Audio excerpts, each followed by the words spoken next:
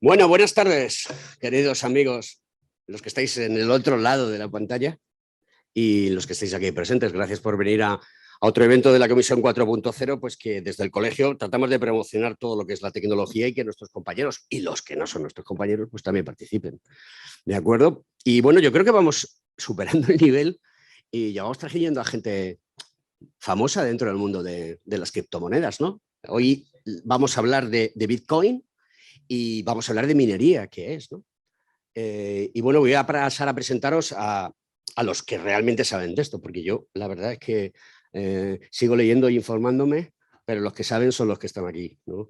Y voy a empezar por quien nos va a dar la presentación y la moderación oficial. Yo esto es, ya sabéis que como responsable de la comisión, pues introduzco, pero los que saben son ellos y yo voy a hablar poco. Sergio Fernández es el director de Cripto Capital en Capital Radio, es compañero mío de la radio, de nuestro programa de Conecta Ingeniería, que no tenéis que olvidar de conectaros todos los miércoles a las 10 de la mañana. Sergio os contará ahora qué hace, a qué se dedica y el expertise que tiene, que es mucho, ¿no? En su programa, que recomiendo que también lo escuchéis porque se cuentan cosas pues verdaderamente interesantes y claro. Luego está con nosotros, que comenzará la exposición, pues Adolfo Contreras, que trabaja en Blockstream y colabora con Prosegur Crypto y B2Me. Y bueno, pues es que Prosegur está últimamente en todos los lados. Esta mañana he estado en un evento y también están en el mundo de desarrollo para la defensa, en la OTAN concretamente. He estado en un evento fantástico esta mañana donde he aprendido un montón y hay muchísimas oportunidades de trabajo y de negocio. Él nos va a contar qué es el Bitcoin, cómo es la minería como línea de negocio y su impacto en la economía y la industria. Y luego después está mi querido amigo Álvaro de María, que, bueno, lo trajimos al programa de radio. Yo siempre cuento la misma historia. Un día, como yo tengo ahí en el buscador un montón de cosas de tecnología, pues apareció el libro de Álvaro, que es el que tengo yo aquí, La filosofía de Bitcoin. Y bueno, es un libro muy baratito, eh, muy cortita y al pie, como a mí me gustan las cosas, y que se lee de una sentada y puedes aprender un montón de cosas. Y bueno, pues le va como un tiro con su libro y con la empresa que ha montado y que seguro que va, como se dice ahora, lo va a petar, ¿no? Es cool, ¿vale? Y todas esas cosas. Y nada más, queridos compañeros y los que no sois compañeros, que aunque estéis aquí sin ser compañeros, pues también sois compañeros. Y todo aquel que quiera ver este evento que se publica en nuestro canal de YouTube, os dejo con ellos, que ellos son los que saben. Así que, Sergio, esto es como en la radio, tío, todo tuyo. No te tengo que enseñar nada, voy a hacerlo mejor que yo. Bueno, pues como introducía aquí mi compañero Alberto, yo tengo un programa sobre criptos. Hay, creo, muy poca información sobre criptos en España. Y bueno, llevamos casi 6 meses ya, casi medio año con esta aventura. Álvaro ya se ha pasado por el programa más de una vez y estamos de lunes a viernes. De lunes a jueves estamos de 3:30 a 4, o sea, voy a terminar el programa un poquito antes de venir aquí. Y los viernes estamos de 10 a 12, pues básicamente intentamos acercar el mundo blockchain y el mundo de las cripto pues a todo el mundo. Yo siempre pienso en que mis abuelos o mi chica, por ejemplo, que no entendía mucho del mundo de las cripto, que pueda por lo menos enterarse un poco de lo que va o, no sé, interesarse, informarse y luego ya pues que saque sus conclusiones. Pienso que este mundo es muy complicado. A mí, por ejemplo, no me gusta lo típico de los youtubers, que es un poco lo que más vende. Yo creo que vosotros seguro que también estáis acostumbrados, que es esta gema va a hacer un por 1000, un por no sé cuánto, que seguro que lo habéis visto un montón de veces y para mí hace muchísimo daño al ecosistema, al mundo cripto. Y en Cripto Capital intentamos hacer un poco pues todo lo contrario. A mí me gusta siempre llevar un poco la contraria a la gente, así me va también. Y entonces intentamos pues informar de una forma cercana, pero que sea... me gusta como ganarnos una credibilidad. Entonces, pues igual no llegamos a tanta gente. Yo entiendo que, pues que vende mucho más decir que te vas a hacer rico en 2 días, que te vas a comprar un Lamborghini, pues lo entiendo, pero creo que pues eso dura 2 días. Y nosotros intentamos, primero, ser un proyecto a largo plazo, luego estamos en una radio pues que tiene ya un bagaje, tiene una credibilidad y hay que estar un poco también a la altura. Y además es que yo de verdad creo y confío en el mundo cripto y pues con los pocos programas que hay, con la poca información que hay sobre eso en el mundo en general y en España en concreto, pues haríamos un flaco favor, yo creo, a la industria. Entonces, bueno, pues yo creo que ya lo dejo un poco en sus manos, ¿no? Yo creo que vosotros sois los expertos. Vamos a hablar un poquito sobre Bitcoin, ¿no? Y minería de Bitcoin. Bien, bueno, lo primero, bueno, muchas gracias a todos por venir. Aquí la cuestión también adicional es entender por qué una minería de Bitcoin, ¿no? Que eso lo va a desarrollar después más Adolfo, y por qué no otro tipo de criptomonedas, otro tipo de cuestiones. Entonces, lo primero aquí es comprender qué es Bitcoin, que es un activo real, no es un activo financiero ni otro tipo de cosas, por eso se distingue mucho de otro tipo de criptomonedas, porque su funcionamiento, por así decir, es como si hubiésemos creado una piedra, una especie de oro mediante software, ¿no? O sea, es una cosa, hay que entenderlo de esa manera, ¿no? Eso es un poco lo difícil. Bitcoin consigue resolver problemas de dimensiones históricas. Principalmente son tanto el tema de conseguir resolver el problema del doble gasto, que es un problema histórico dentro del mundo de la informática que era complicado de resolver, porque en el mundo digital todos son conjuntos de datos. Entonces, para poder hacer algo tanto escaso como que no se ejecute el doble gasto, siempre habíamos introducido un tercero de confianza, ¿no? Pongamos por caso, por ejemplo, dentro del mundo digital, una imagen, ¿no? Que yo creo que es un ejemplo que se puede ver mucho. Nosotros podemos replicar una imagen en WhatsApp, se la podemos enviar a todos nuestros contactos sin gasto ninguno, ¿no? Si queremos hacerlo escaso, queremos reducir su oferta de alguna manera o restringir su acceso, normalmente introducimos un tercero de confianza para que haga el control de este conjunto de datos, ¿no? Porque ese es el problema que tenemos, que solo son conjuntos de datos. Y aquí, por ejemplo, en Spotify, la música también es simplemente un conjunto de datos, entonces metemos un tercero de confianza, controla el acceso a ellos y ya lo puede economizar, porque si algo no es escaso, no es economizable, ¿no? El agua es muy valiosa, pero como no es escasa, pues no tiene un gran valor. Entonces, ¿qué es lo que consigue resolver Bitcoin? Pues bueno, nuestro dinero ya en su mayor parte es digital, tanto los euros como los dólares pues son completamente digitales. Lo que pasa es que metemos este tercero de confianza que hace un control sobre que no ejecutemos el doble gasto, es decir, al igual que esta imagen de WhatsApp se podría replicar a todos nuestros contactos de WhatsApp varias veces sin coste alguno, que no hagamos eso con nuestras unidades monetarias, ¿no? Porque equivaldría, pues habría una hiperinflación completa o equivaldría a la falsificación de alguna manera. Entonces, este trabajo que realiza la banca, pues de alguna manera, por así decir, podemos sustituirlo mediante Bitcoin porque consigue suprimir este tercero de confianza, ¿no? Es el primer activo digital escaso no dependiente de terceros. Y es el único. El resto de criptomonedas no consiguen esto porque dependen de las empresas que los emiten o como mínimo, pues su valor está vinculado a lo que la empresa vaya a hacer con ese activo digital, ¿no? Con ese token o con esa criptomoneda o lo que sea, con las expectativas sobre lo que la empresa vaya a desarrollar. Entonces, esa es la diferencia entre por qué Bitcoin es un activo real, un bien presente, frente al resto de criptomonedas que son activos financieros. Bien, una vez se entiende un poco esto, que no es fácil, y para eso pues están libros, artículos, otras entrevistas que tenemos Adolfo y yo, y bueno, y otra gente. También se recomienda mucho seguir a Fernando Nieto y a Manuel Polavieja, que yo creo que son personas que tratan muy bien todos estos temas. Y ver también un poco qué implica esto, porque en el momento en el que tú no dependes de terceros, en realidad lo que estás haciendo es redefinir de alguna manera el derecho de propiedad. O sea, es una cosa muy, muy grande, ¿no? A nivel histórico, porque si no dependes de terceros, no tienes nadie que te pueda censurar tus transacciones, y si haces adecuadamente el procedimiento, tienes inembargabilidad en confiscabilidad de ese activo, ¿no? Porque haces depender la propiedad del conocimiento de unas claves en concreto, que bueno, que eso pues, ya requiere otro tipo de cuestiones. Entonces, una vez se entiende todo esto, se entiende que estamos ante una clase de activo nueva, que hay que valorar de una forma radicalmente distinta y que está diseñada especialmente con unas características para preservar valor en periodos largos de tiempo, medios y largos de tiempo, es decir, más de 3 o 4 años. Y es ahí donde esto tiene también consecuencias de índole política, es decir, no solo hay que verlo desde el punto de vista del que adquiere Bitcoin, su custodia y demás, sino también desde el punto de vista de las implicaciones sociales y económicas que pueda tener, ¿no? Porque estamos hablando de una redefinición del derecho de propiedad y la propiedad afecta a todo. Entonces, eso yo creo que es un poco lo que a mí me gusta invitar a la gente a reflexionar sobre todo este tipo de cuestiones. Y aquí es donde se introduce una cosa muy interesante, que es el tema de la minería de Bitcoin, que puede ser un negocio especialmente competitivo y que, bueno, Adolfo, si quiere comentar más cosas acerca del propio Bitcoin, porque esto es una introducción un poco breve y express, pues que las comente, pero que introduzca el tema de la minería, que yo creo que es lo más interesante.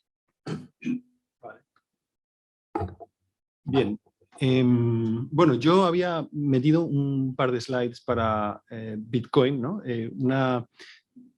Como Bitcoin se puede explicar desde muchas vertientes, pues esto, bueno, digamos que yo había metido un par de slides, ¿no? Este es un poco el índice, ¿no? Bueno, tengo la obligación de hablar un poco de Blockstream, si no os importa, un minuto, ¿vale? Yo ahora trabajo por una empresa y el director de marketing a mí me machaca, ¿no? Entonces tengo que obedecer, ¿vale? Entonces, ¿qué es Bitcoin? ¿Qué es la minería? El negocio de la minería y luego el impacto en el sector energético y otros, ¿no? Porque tiene aplicaciones fuera de lo estrictamente eléctrico, ¿no? Entonces, bueno, Blockstream es una empresa que fue fundada por Adam Back y otras cuantas personas. Adam Back, sabéis que está citado en el white paper de Satoshi y es el inventor de Hashcash, que es, digamos, un componente fundamental para diseñar la prueba de trabajo que hoy en día se utiliza en la minería de Bitcoin. Y bueno, pues somos un equipo de más de 100 personas pues, distribuidas por todo el mundo, ¿no? Y básicamente nuestro negocio es desarrollar múltiples capas para acelerar la adopción de Bitcoin, ¿no? Crear diferentes utilidades que permitan pues, a Bitcoin ser útil pues, tanto para pagos rápidos como para la emisión de activos digitales. Luego somos uno de los más grandes mineros que existen, ¿no? Tenemos equipos satélite pues, que permiten pues, la conexión de mineros desde zonas remotas o de nodos también, ¿no? Y bueno, pues un montón de cosas. La verdad que yo todavía, como estoy recién aterrizado, todavía me estoy enterando, ¿vale? Bien, entonces, ¿qué es Bitcoin? Como dice Álvaro, es una, digamos que primero empiezo diciendo que es una red de ordenadores o nodos conectados entre sí, ¿no? A través de Internet, que almacenan transacciones agrupadas en bloques de forma idéntica y sincronizada en todos estos nodos, ¿no? Es decir, de verdad que algunos nodos pueden almacenar estos datos de forma podada, ¿no? Es decir, con menos cantidad de datos, ¿no? Pero la idea es que todos estos ordenadores puedan verificar, gracias a esa base de datos que es idéntica, cualquier tipo de transacción, de tal forma que no se pueda efectuar lo que Álvaro llamaba el problema del doble gasto, que no se pueda gastar dos veces digamos, un saldo, ¿no? Por así decirlo. Y esto de que no nadie lo controla es lo que lo hace, como decía Álvaro, un activo real y no uno financiero. No existe un emisor, ¿no? Es un programa, es un autómata, ¿no? Funciona solo. Y mientras que en todos los demás tipos de criptomonedas y criptoactivos existen emisores. Y por lo tanto, estos emisores contraen una obligación. El problema es que muchas veces, y esto es lo que a mí me parece pues, criticable, muchas criptomonedas bajo la idea de que utilizan blockchain defienden ser activos reales también y por lo tanto que los emisores no tengan obligaciones, ¿vale? Y sin embargo, evidentemente las tienen, ¿vale? Y por eso a mí eso me parece muy criticable y me parece incluso en cuanto a los reguladores se entere, posiblemente pues, que pueden pasar pues, por el juzgado, ¿no? Entonces, existen varias formas de obtener Bitcoin. El Bitcoin al final es, por una parte, esa red de ordenadores, por otra parte, podríamos decir también la base de datos, el software que se ejecuta en cada ordenador, en cada nodo, y también la unidad que se representa en esa base de datos que está distribuida en tantísimos ordenadores, ¿no? Por ahí. Entonces, ¿cómo se puede adquirir esto? Bueno, pues puedes trabajar, puedes comprar o puedes minar, que es un poco de lo que voy a hablar más adelante, ¿no? En mi opinión, resuelve un problema milenario, ¿no? Y es que te permite transferir riqueza de forma segura en el espacio y en el tiempo, ¿no? Y que es un problema de miles de años de antigüedad, ¿no? Y es gracias a precisamente lo que decía Álvaro de redefinir la propiedad privada. Si tu propiedad depende de la opinión de otros y alguien por la fuerza puede hacer que tu propiedad deje de ser tuya, lo que tenemos es violencia, ¿no? Y lo que tenemos a continuación son leyes y reglas, ¿no? Necesitamos regular mucho más nuestra convivencia de lo que sería necesario si esa propiedad fuese objetiva, ¿no? Y esto es un poco lo que intento transmitir en esta slide. Tu propiedad se convierte en un secreto, ¿no? Y por lo tanto, insisto, no depende de esa opinión de terceros, ¿no?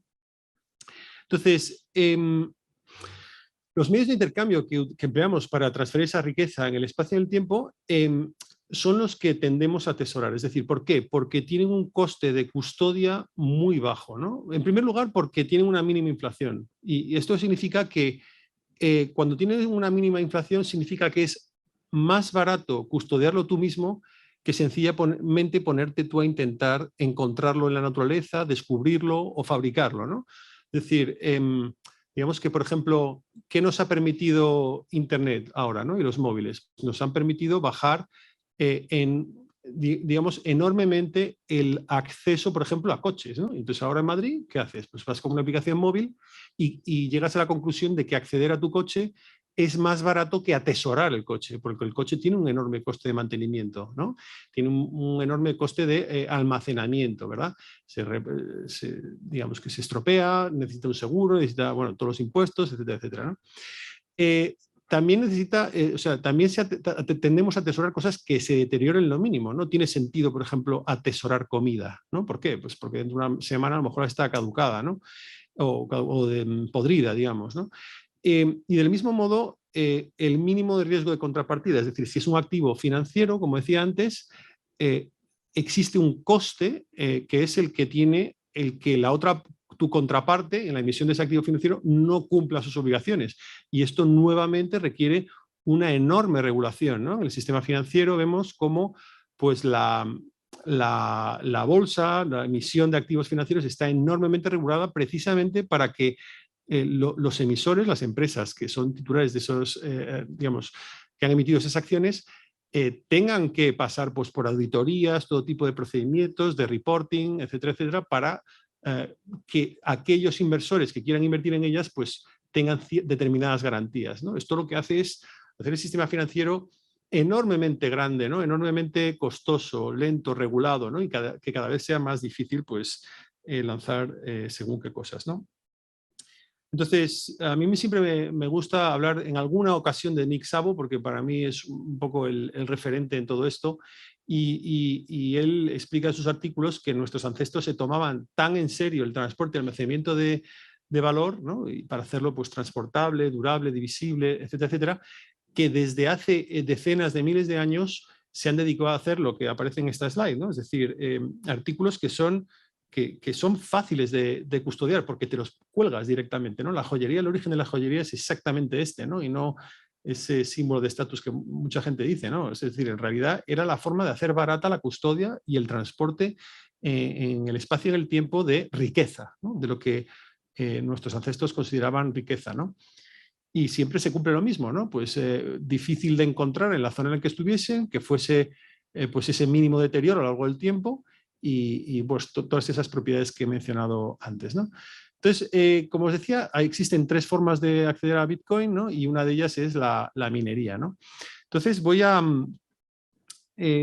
básicamente los economics de la minería son muy sencillos. Los ingresos son el número de Bitcoins que tú seas capaz de generar, y ahora explico cómo se generan, por su precio. Esos son tus ingresos, ¿de acuerdo? Y tus gastos son la inversión en capital que tengas que hacer, que incluye el hardware y la infraestructura, si necesitas algún tipo pues, de cobertizo, de edificio, de container, lo que sea, y los gastos operativos, que son la electricidad y los gastos de mantenimiento o de salario si hubiese algún tipo de empleado, lo que sea, ¿no?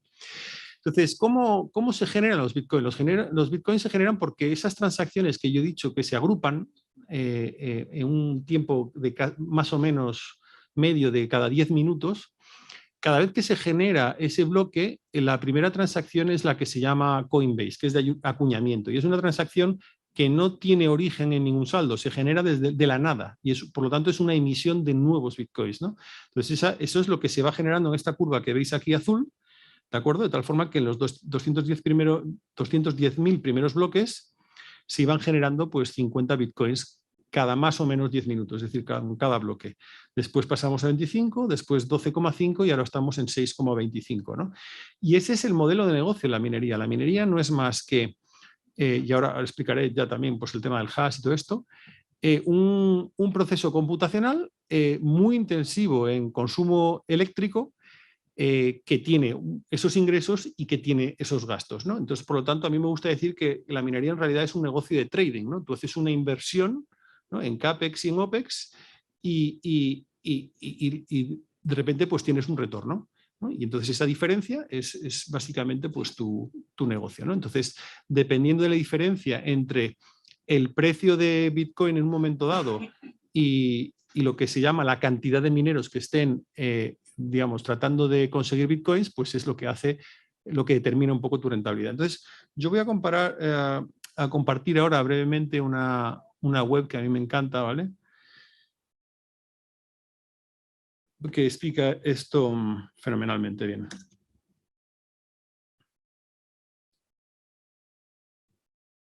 Esto lo puede acceder cualquiera, ¿no? Ya veis que lo he puesto en un buscador, o sea, no tiene ningún secreto. Incluso lo puedes forkear y te puedes hacer tu propia versión, lo que quieras. ¿Vale? Entonces, a ver si consigo... Vale, para entender la minería, antes de que nos metamos más en lo que es el negocio, quiero solo brevemente explicar en qué consiste exactamente. Para ello, primero tenemos que entender qué es un hash. Y un hash no es más que un identificador único de un conjunto de datos. Es decir, tú metes un conjunto de datos aquí y una función matemática llamada hash, y existen varios tipos de funciones matemáticas, lo convierte en una secuencia alfanumérica de una longitud determinada. Existen varias funciones hash, pero la que se utiliza más intensivamente en Bitcoin se llama SHA-256, ¿no? Entonces, como veis, este cuadrito que veis aquí, yo escribo cualquier conjunto de letras y cada vez que meto una letra nueva cambia el hash por completo, no tiene absolutamente nada que ver, ¿no? Y no existe forma posible de saber con anterioridad a ejecutar esto cómo va a ser un hash sabiendo el conjunto de datos iniciales que tú metas en ese cuadrito, ¿no? Entonces tú aquí puedes meter desde texto, la Wikipedia entera, el Quijote o pues audio, vídeo, lo que tú quieras. Cualquier conjunto de datos, ¿de acuerdo? Tiene un hash, ¿no?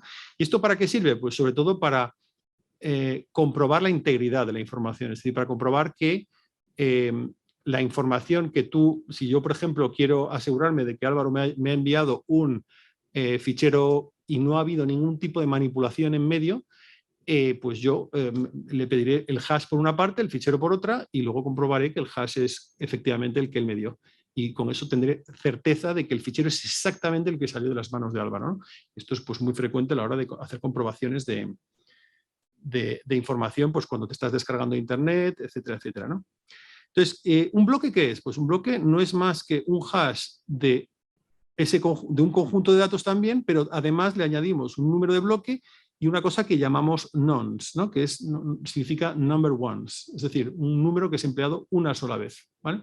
Entonces, si yo vengo aquí y de repente meto otro tipo de datos, pues me va a calcular el hash teniendo en cuenta esto y esto. Fijaros que el bloque de repente aparece como es en rosa, ¿no? Y esto, mientras que aquí aparecía en verde. Y veis que la diferencia es que el hash, cuando está vacío y está en verde, aparece con 4 ceros, y cuando pongo cualquier conjunto de datos, pues ya no, ¿no?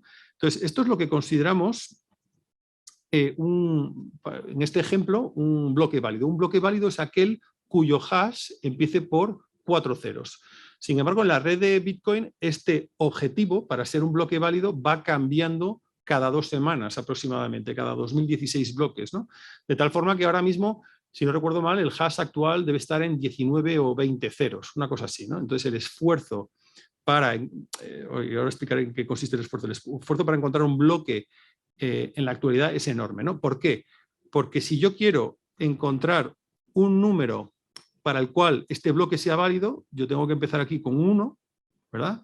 Tendría que empezar con un 2, tendría que empezar con un 3. Imaginaros que estos sean las transacciones que yo he grabado en este bloque, ¿de acuerdo? Este texto que tengo aquí. Para yo determinar qué bloque me va a dar un hash correcto, no tengo otra forma que probar todos los nonces a toda velocidad, ¿no? Y esto, si lo hiciese de forma manual, me podría llevar la vida, ¿no? Toda la vida, ¿no? Sin embargo, este señor amablemente nos ha dado un botón que pone minar, que lo que va a hacer es generar un montón de nonces y se va a parar en aquel que nos dé un bloque válido. Esto es mucho más lento de lo que sería, ¿ves? 231.496. Y veis que efectivamente el hash tiene 4 ceros, ¿no? Entonces, esto en la red de Bitcoin se hace a toda velocidad, ¿no? O sea, ahora mismo la red de Bitcoin se hace más de 200 millones de hashes por segundo. ¿Vale? O sea, imaginaos la capacidad, y esto entre varios millones de máquinas, ¿no? Entonces, la capacidad de computación ahora mismo en la red de Bitcoin es extraordinaria, ¿no? Para precisamente todo el mundo como loco tratando de calcular el numerito este, ¿no? Entonces, un poco como de coña. Pero es muy rentable, ¿no? Entonces, a mí también me gustaría hacerlo así. Entonces, bueno, pues blockchain no es más que un conjunto de bloques encadenados entre sí por hashes, de tal forma que este bloque, digamos, tiene este hash que es exactamente el mismo que tiene este aquí, ¿no? Y si yo cambio esto, fijaros que cambia este hash que tengo aquí y por lo tanto este que tengo aquí. Y como este cambia, pues cambian todos de forma encadenada todos los bloques automáticamente los haces inválidos, desde el que yo toqué en adelante, ¿de acuerdo? ¿De acuerdo? Bueno, eso es a grandes rasgos lo que es la minería. No me voy a enrollar más con esta parte porque creo que tampoco añade mucho valor, pero bueno, os invito a visitar esta web porque está fenomenal, ¿vale? Vuelvo a la presentación. ¿Vale? Entonces, eso es la minería, ¿no? Es un negocio, y la gente lo hace sencillamente porque es rentable, ¿vale? Y entonces, lo interesante es que es un negocio que es más rentable cuanto más se prohíba la minería. Si tú prohíbes la minería en un país, automáticamente menos gente está intentando minar y por lo tanto aquellos que sigan minando consiguen, es más probable que consigan los bitcoins, porque la forma de conseguir bitcoins es puramente aleatoria. Es decir, si tenemos, por ejemplo, el 10% de la capacidad de minería, automáticamente, necesariamente de media, vamos a conseguir el 10% de los bitcoins, ¿de acuerdo? Entonces, si de repente resulta que menos gente está minando, pues obviamente tu capacidad de cómputo sigue igual y por lo tanto es mayor relativamente, ¿no? Entonces, a los mineros les gusta mucho que prohíban la minería en otros países si no es molestia, ¿no? Y bueno, la minería no funciona, los mineros no se conectan a la red de Bitcoin, los mineros están conectados a lo que se llaman pools, que son agregadores de hashes, ¿no? Y son esos pools los que realmente generan el bloque y se conectan a la red de Bitcoin, ¿de acuerdo? Voy a seguir.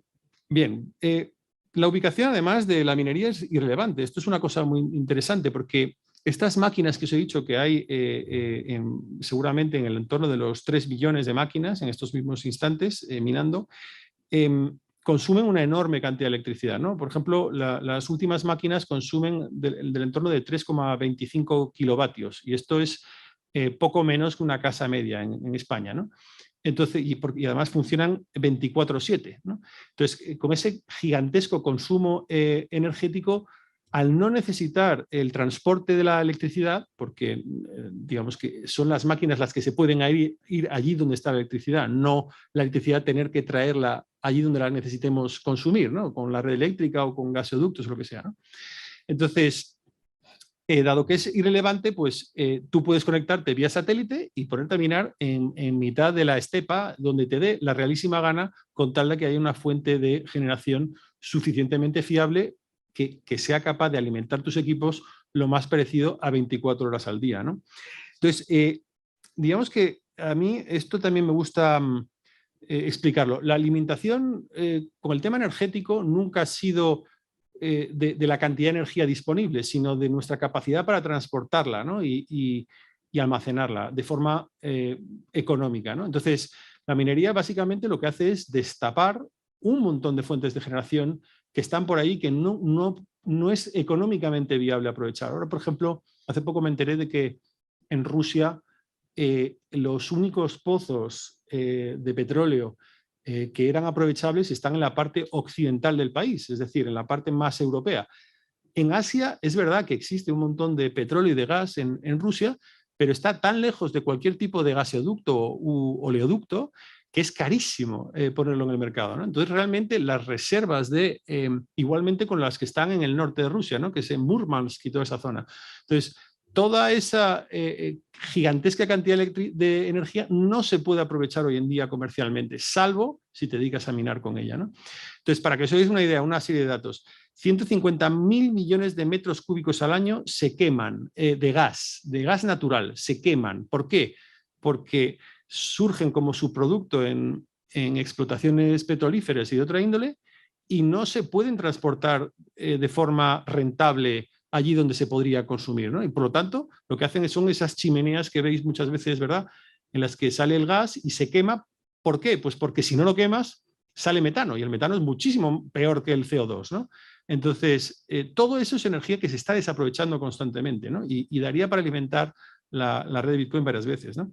Luego, gigavatios de hidroeléctricas desperdiciados en Canadá, en Paraguay, geotérmica en Islandia, y un montón de islas energéticas por todo el mundo, pues desde España, ¿verdad? España es una isla energética, estamos desconectados, digamos que tenemos una interconexión con Europa muy pequeñita, de más o menos el 4% de lo que es la capacidad total instalada, y por lo tanto hay veces en las que cuando sopla mucho el viento o brilla mucho el sol, estamos generando más electricidad de la que la red es capaz de absorber y no la podemos exportar a ninguna parte.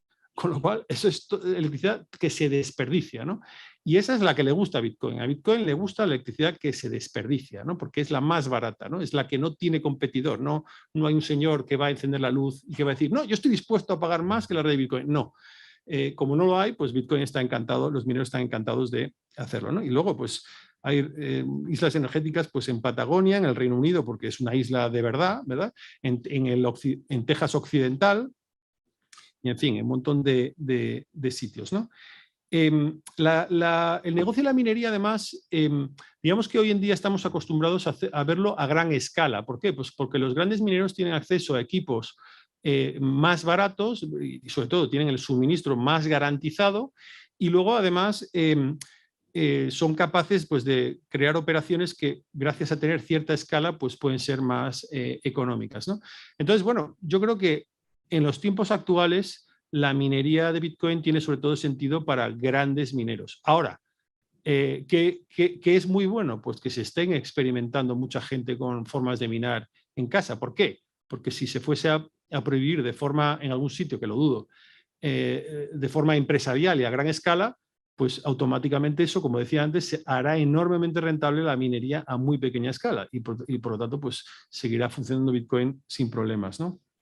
A mí me gusta, siempre pongo esta gráfica, la puse yo, no la puso Blockstream y estoy intentando ver si me la ponen un poco más bonita. Pero básicamente la idea es la siguiente. Cuando la gente dice, ¿contamina mucho Bitcoin? Yo siempre digo, es que contaminar con Bitcoin no es rentable. ¿Por qué? Porque los mineros de Bitcoin quieren ganar dinero, ¿verdad? Entonces, lo que quieren es energía barata porque, como os expliqué, los gastos, una importante partida de los gastos es el coste energético, ¿no? Y por lo tanto, como quieren barata, lo que van a querer es ahorrarse gastos de transporte. Y además van a preferir energía que sea desperdiciada, por lo que os explicaba antes, ¿no? La energía desperdiciada, al no tener competidor, va a ser mucho más barata que cualquier otro tipo de energía, ¿no? Entonces, ¿qué tipo de energía es la que se desperdicia? Pues es aquella que tiene un mínimo coste marginal crear un kilovatio hora adicional. Es decir, el viento, como no necesito ningún tipo de combustible para generar un kilovatio hora adicional, pues me interesa, ¿no? Porque va a ser más fácilmente desperdiciado. Lo mismo ocurre con la hidroeléctrica, si estamos con embalses con suficiente cantidad de agua, ¿no? La nuclear, al final, es una cantidad limitada de uranio y digamos que generar un kilovatio hora adicional en una central nuclear es ridículamente barato, ¿verdad? Y casualmente, bueno, no es casual, es precisamente por este motivo, el energy mix de las tecnologías de generación que usamos en Blockstream es precisamente hidroeléctrica la primera, en Quebec, Canadá, eólico y solar en Texas, sobre todo, nuclear también en otra zona de Estados Unidos, y luego la red. Y por eso tenemos un 82% de nuestra alimentación de nuestros equipos es renovable. Me refiero de esta índole, ¿no? Es decir, es lo que normalmente se llama contaminante, que también contamina, porque es que para fabricar los generadores y los paneles también hay que contaminar, ¿no? Eso no sale de la tierra. Me gusta recalcarlo porque estamos obsesionados con unas cosas son verdes y otras no, y lo siento, los paneles también contaminan, ¿vale? Igual que los aerogeneradores. Pero básicamente la conclusión es que si queremos utilizar este tipo de tecnologías que son las más baratas, necesariamente las más baratas son aquellas que no contaminan, ¿no? Y luego está el ejemplo del gas natural que se quema o se ventea, que ya no es que no contamines, es que ayudas a contaminar menos porque todo ese gas que se ventea y que es metano, insisto, lo puedes quemar y por lo tanto combustionar y convertirlo en CO2 para generar electricidad y con ello minar, ¿no? Entonces, la discusión con todo este asunto es muy poco seria con el tema de la minería, muy poco rigurosa, ¿no? Y luego hay otros usos en la industria que me parecen muy interesantes, ¿no? Es decir, al ser una actividad, no sé cómo voy de tiempo, yo me pongo de tal y a mí alguien me va a tener que parar. Vale, gracias, muy amable. Entonces, como es una actividad enormemente electro y térmico intensiva, porque consume una gigantesca cantidad de electricidad y genera una enorme cantidad de calor porque lo disipa prácticamente todo lo que se convierte en electricidad lo disipa, ¿de acuerdo? Entonces, pues gracias a esto tiene otra serie de utilidades que me parecen fascinantes, ¿no? La primera, que yo trabajé varios años en el sector meteorológico dedicado al sector energético, entonces para mí darme cuenta de esto me explotó la cabeza porque dije, coño, me ha salido un competidor a la meteorología que es la minería de Bitcoin y la gente no lo entiende, claro, pero es que fijaros que si de repente tú tienes un día en Texas, ¿no? y de repente dices, oye, está consumiendo la minería un montón de electricidad y resulta que de repente, por cualquier motivo, sube la demanda del consumo eléctrico. Pues la red eléctrica en Texas, que se llama, el operador se llama ERCOT, básicamente lo que ya está haciendo, porque antes era una idea, mía entre otros, pero antes solo era una idea, y ahora lo está haciendo, y es básicamente decirle a los mineros, oye, paradla de consumir, yo os compenso y automáticamente toda esa electricidad que dejáis de consumir está disponible para los consumidores.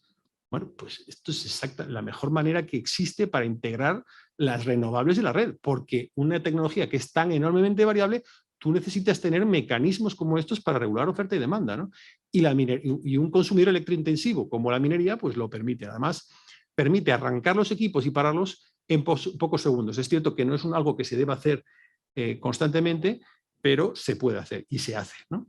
Luego, el calor que genera se puede utilizar para calefacción y para regasificación. Por ejemplo, el gas que viene licuado en los barcos, pues todo ese calor, por ejemplo, en los puertos, hay gente que ya está estudiando la posibilidad de regasificar o parcialmente, porque no daría para regasificarlo todo, pero sí que ayudar con esa cantidad de calor a regasificar el gas que llega al puerto para luego meterlo en los gasoductos, ¿no?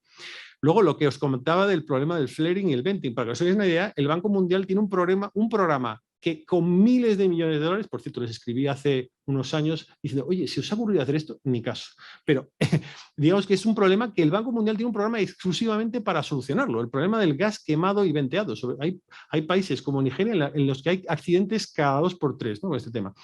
Y luego todo tipo de residuos orgánicos que son enormemente contaminantes y que básicamente para las granjas es un coste deshacerse de ellos, ¿no? Pues todo esto se puede convertir en biogás, biometano y generar electricidad, ¿no?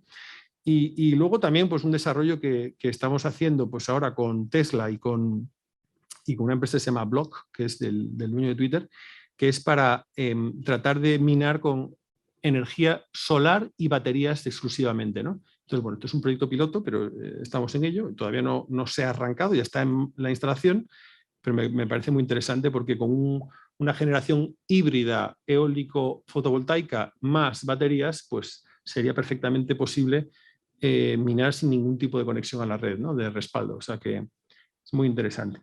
Bueno, yo dejé un rato para preguntas, no sé si las preguntas vendrían después, pero esto es un poco lo que quería contar. Te voy a hacer yo algunas, ¿no? Venga. ¿Por qué solo minería de Bitcoin? ¿Por qué no minería de otro tipo de criptomonedas, por ejemplo? Sí, a ver, yo sí que en lo que a minería se refiere, a mí no me importaría, o sea, quiero decir, no me metería con aquel que decidiese minar otras criptomonedas. ¿Por qué? Porque como comentaba antes, es un negocio de trading, ¿no? Entonces, el trading es más bien un negocio a corto plazo. Ahora, a mí no me gusta hacer inversiones pensando en el corto plazo. A mí sí me da muy mal, ¿no? Porque tengo que estar alerta. A mí yo no quiero programar cosas, planificar cosas que en el corto plazo pueda venir ruido y cambiarme el tema, ¿no? Entonces, ¿qué sé que va a seguir dentro de pocos y muchos años Bitcoin funcionando? ¿Tengo dudas de que otras criptomonedas vayan a seguir funcionando? Enormes dudas. Por lo tanto, ¿tiene para mí sentido minar en el largo plazo otras criptomonedas? Pues no. Y sobre todo la amortización de los equipos, es que si no, no vas a ser capaz de claro, aparte, efectivamente, o sea, luego está, ojo, claro, no había entrado en la parte de que hay criptomonedas que pueden permitir otro tipo de algoritmos y que por lo tanto no, digamos que hay un coste de utilizar los equipos para una minería y para otro, y por lo tanto hay un coste de salida, digamos, una barrera de salida, al igual que hay uno de entrada, ¿no? Entonces, sí, teniendo eso en cuenta, es otro argumento para no hacerlo, desde luego. Luego, una de las cosas que has dicho, o sea, se deja ver entre líneas, es el tema de que Bitcoin tiene un interés estratégico nacional. Por una parte, porque mejora la capacidad productiva eléctrica de los países. Es decir, que permite, primero, hacer rentables renovables, segundo, en muchos casos aprovechar energía que se desperdicia, incluso que puede ser más contaminante que no hacerlo, como por ejemplo en el caso del gas venteado, si lo quemas y lo aprovechas para minar. Y sobre todo en la independencia energética. Estamos ahora viviendo en un contexto que tenemos problemas de suministro eléctrico en muchos ámbitos, y precisamente una cosa a largo plazo que se podría implementar es minería para mejorar la capacidad productiva de España, por ejemplo, ¿no? Y de otro tipo de países, y reducir la dependencia energética de terceros. Esto tiene mucho interés estratégico nacional. Pensemos en Canarias, pensemos en muchas regiones que pueden aprovechar su posición geográfica para mejorar su situación, ¿no? Y otra cosa adicional que te quería preguntar, aparte que desarrolles un poco esto, es qué empresas concretas pueden estar interesadas en todo esto, ¿no? Es decir, no concretas de nombres, sino de sectores puntuales. ¿Dónde puede ser allí más rentable la minería? Porque al final tiene un coste de inversión alto, porque los equipos no se pueden, es difícil adquirirlos de forma individualizada o tienen un coste muy elevado que es difícil de poder amortizar, pero yo creo que es muy interesante, ¿no? Sí, o sea, yo creo que la minería, bueno, en primer lugar es actividad económica, ¿no? Y como he dicho, pues, en primer lugar yo siempre digo, si está bien contaminar con un lavavajillas, pues está bien minar Bitcoin también, porque contaminar con Bitcoin, es decir, aunque sea un poquito, ¿por qué? Pues porque ambos son útiles, ¿no? Entonces, si a ti te parece útil un lavavajillas, tú no eres nadie para decirme a mí que Bitcoin no puede ser útil para mí, perdona, si es útil para mí lo decido yo, no tú. Con lo cual, el argumento es la utilidad es subjetiva, por lo tanto, si puedes contaminar con lavavajillas, puedes contaminar con Bitcoin. Eso por una parte. Pues en segundo lugar, la actividad económica que genera, vosotros imaginaros un país como España, o sea, España que está prácticamente vacío, ¿no? En un 70% de su geografía, imaginaos la capacidad de aprovechar todo ese enorme recurso para generar actividad económica, ¿no?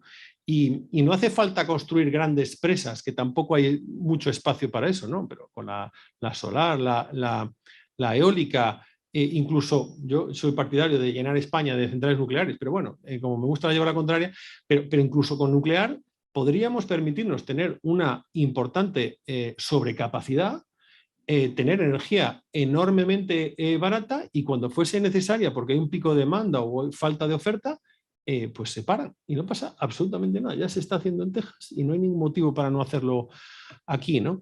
Y perdona, y el segundo lugar era...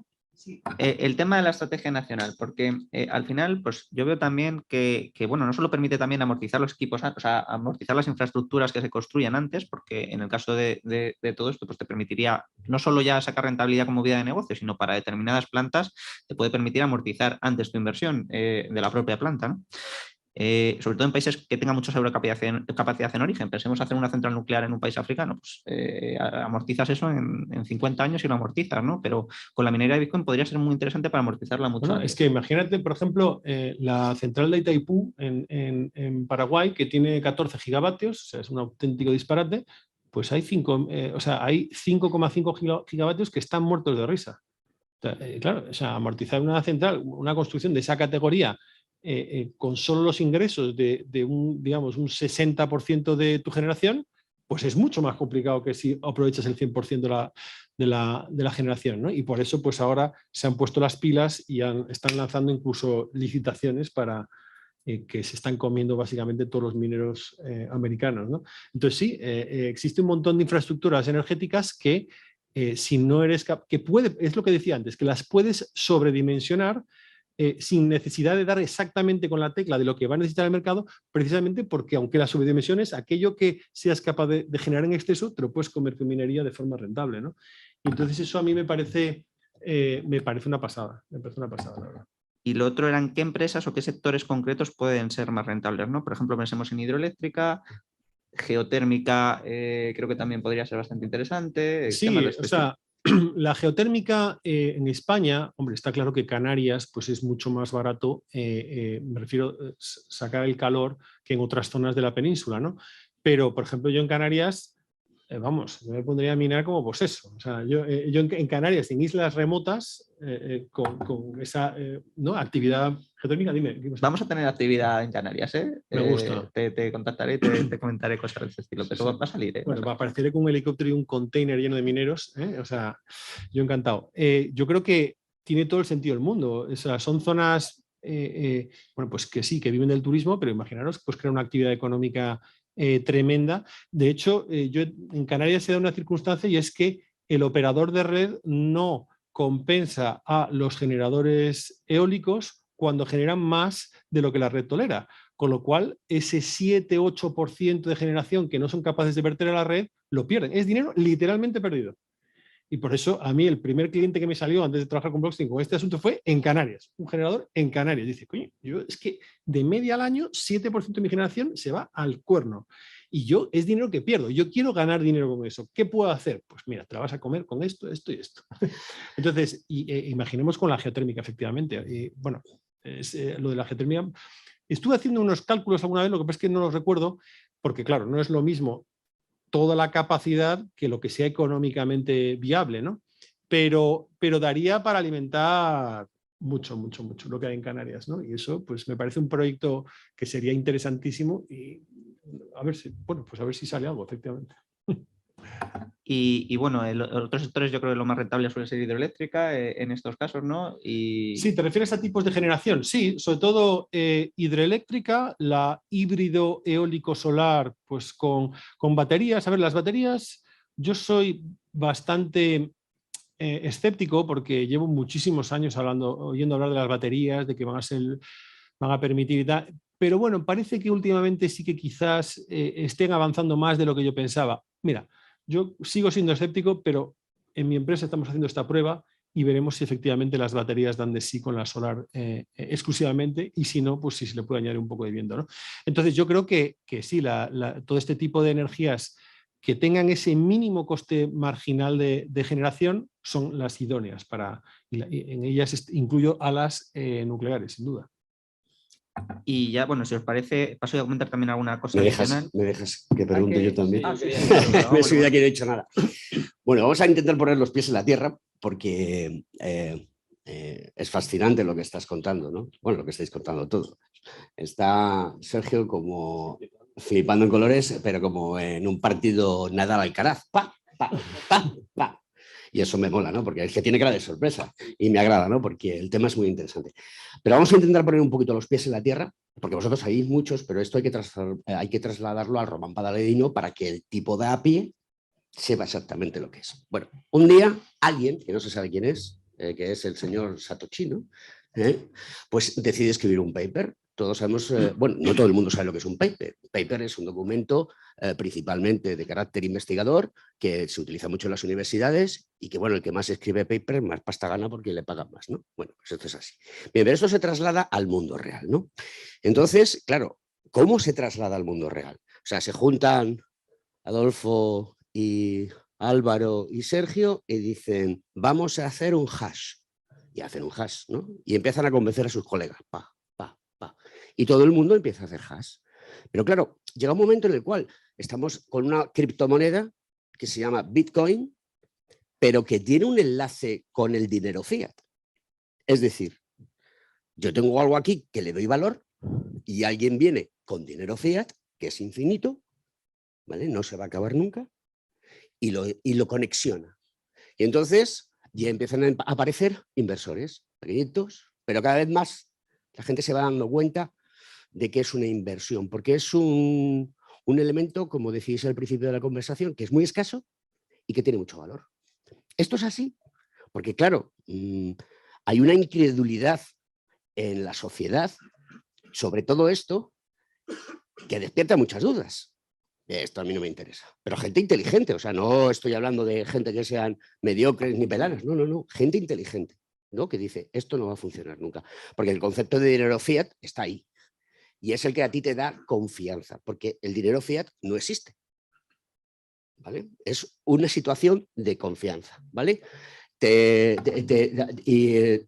la dejo ahí votando, la rematas a lo Vinicius, ¿vale? La rematas a lo Vinicius y luego después os voy a comentar más cosas sobre el tema de la energía, porque, y lo voy a dejar ahí en el aire, nos están engañando con la energía, nos están mintiendo, nos están abusando de nosotros. Pero claro, como el dinero fiat es infinito, Bien, pues justo es una pregunta muy interesante, ¿no? Porque a mí me gusta mucho un meme que he hecho para Twitter, que es que hace falta un doctorado en economía para no entender Bitcoin. Porque, claro, si tú tienes determinadas formas de proceder en tu día a día que te son operativas, tú no te cuestionas tu forma de actuar, ¿no? No te planteas dónde hay un problema, ¿no? Pero cuando empieza a haber problemas, pues ya dices, oye, igual esto que creía que era así ya no es tan así, ¿no? Entonces, cuando tenemos una inflación tan alta, pues ya empezamos a plantearnos que igual hay determinados problemas con el ámbito monetario, ¿no? Igual los bancos centrales deberían empezar a actuar de otra manera o deberían comportarse de otra manera. Y aquí es donde es importante remarcar qué clase de activo es Bitcoin, ¿no? O contra qué compite Bitcoin, ¿no? Que es uno de los capítulos de mi libro. Yo no creo que Bitcoin compita contra los medios de pago. No se trata de hacer una moneda que sea más rápida o más tal, ¿no? Sino que es una clase de activo para preservar valor en periodos largos de tiempo. Periodos largos de tiempo, medio largo, superiores a 3, 4 años, una cosa así.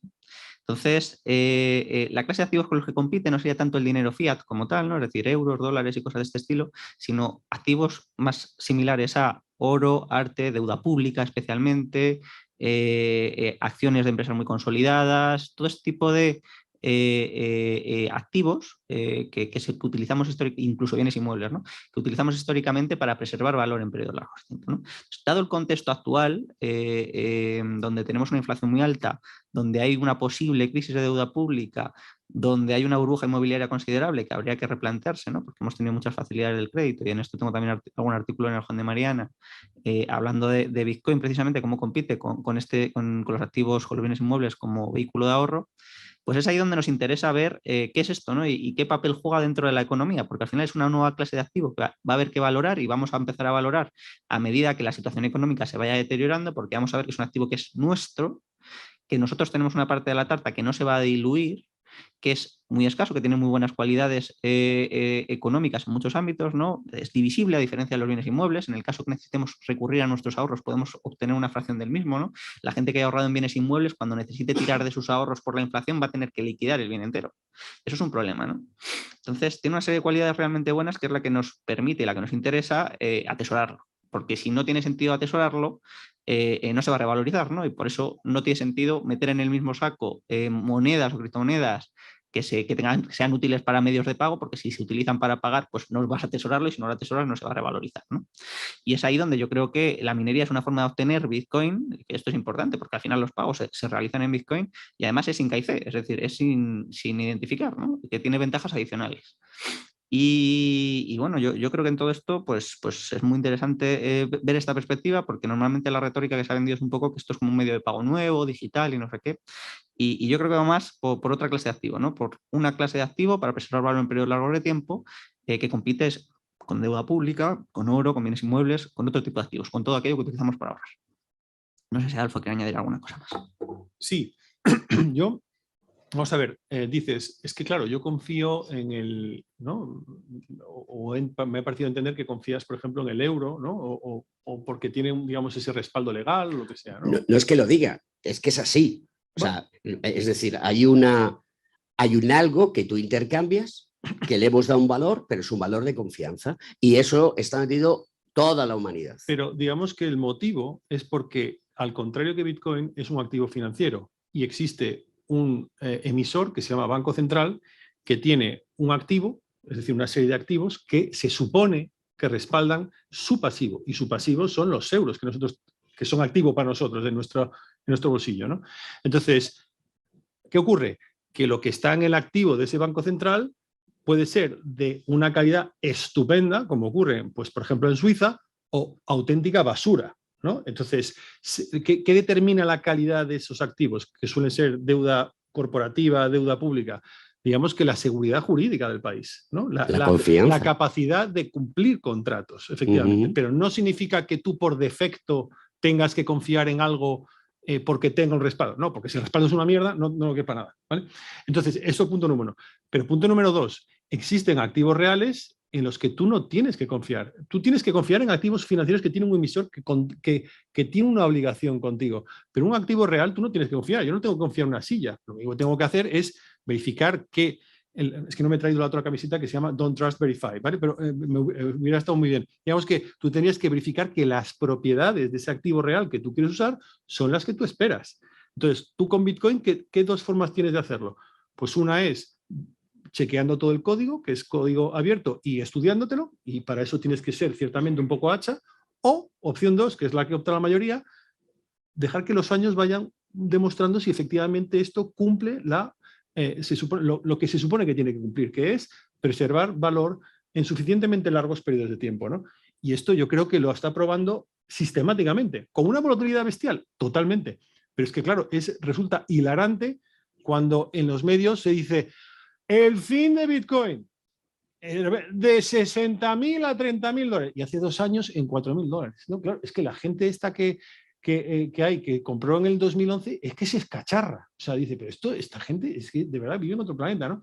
Perdón, es que me acabo de dar cuenta que trabajáis en los medios, entonces me voy a quedar. Pero... No, tienes toda la libertad porque Sergio y yo tenemos la suerte de trabajar en un sitio que es una cadena independiente y que aquí, con respeto, tratamos a todas las personas. Y en el colegio profesional, a que me toca representar en estos momentos, exactamente igual. Tú puedes decir lo que quieras, con respeto. Fenomenal. Entonces, a lo que voy es que la distinción fundamental, que es la que creo que Álvaro y yo hemos insistido, es esta. Activo financiero tiene un emisor, activo real no.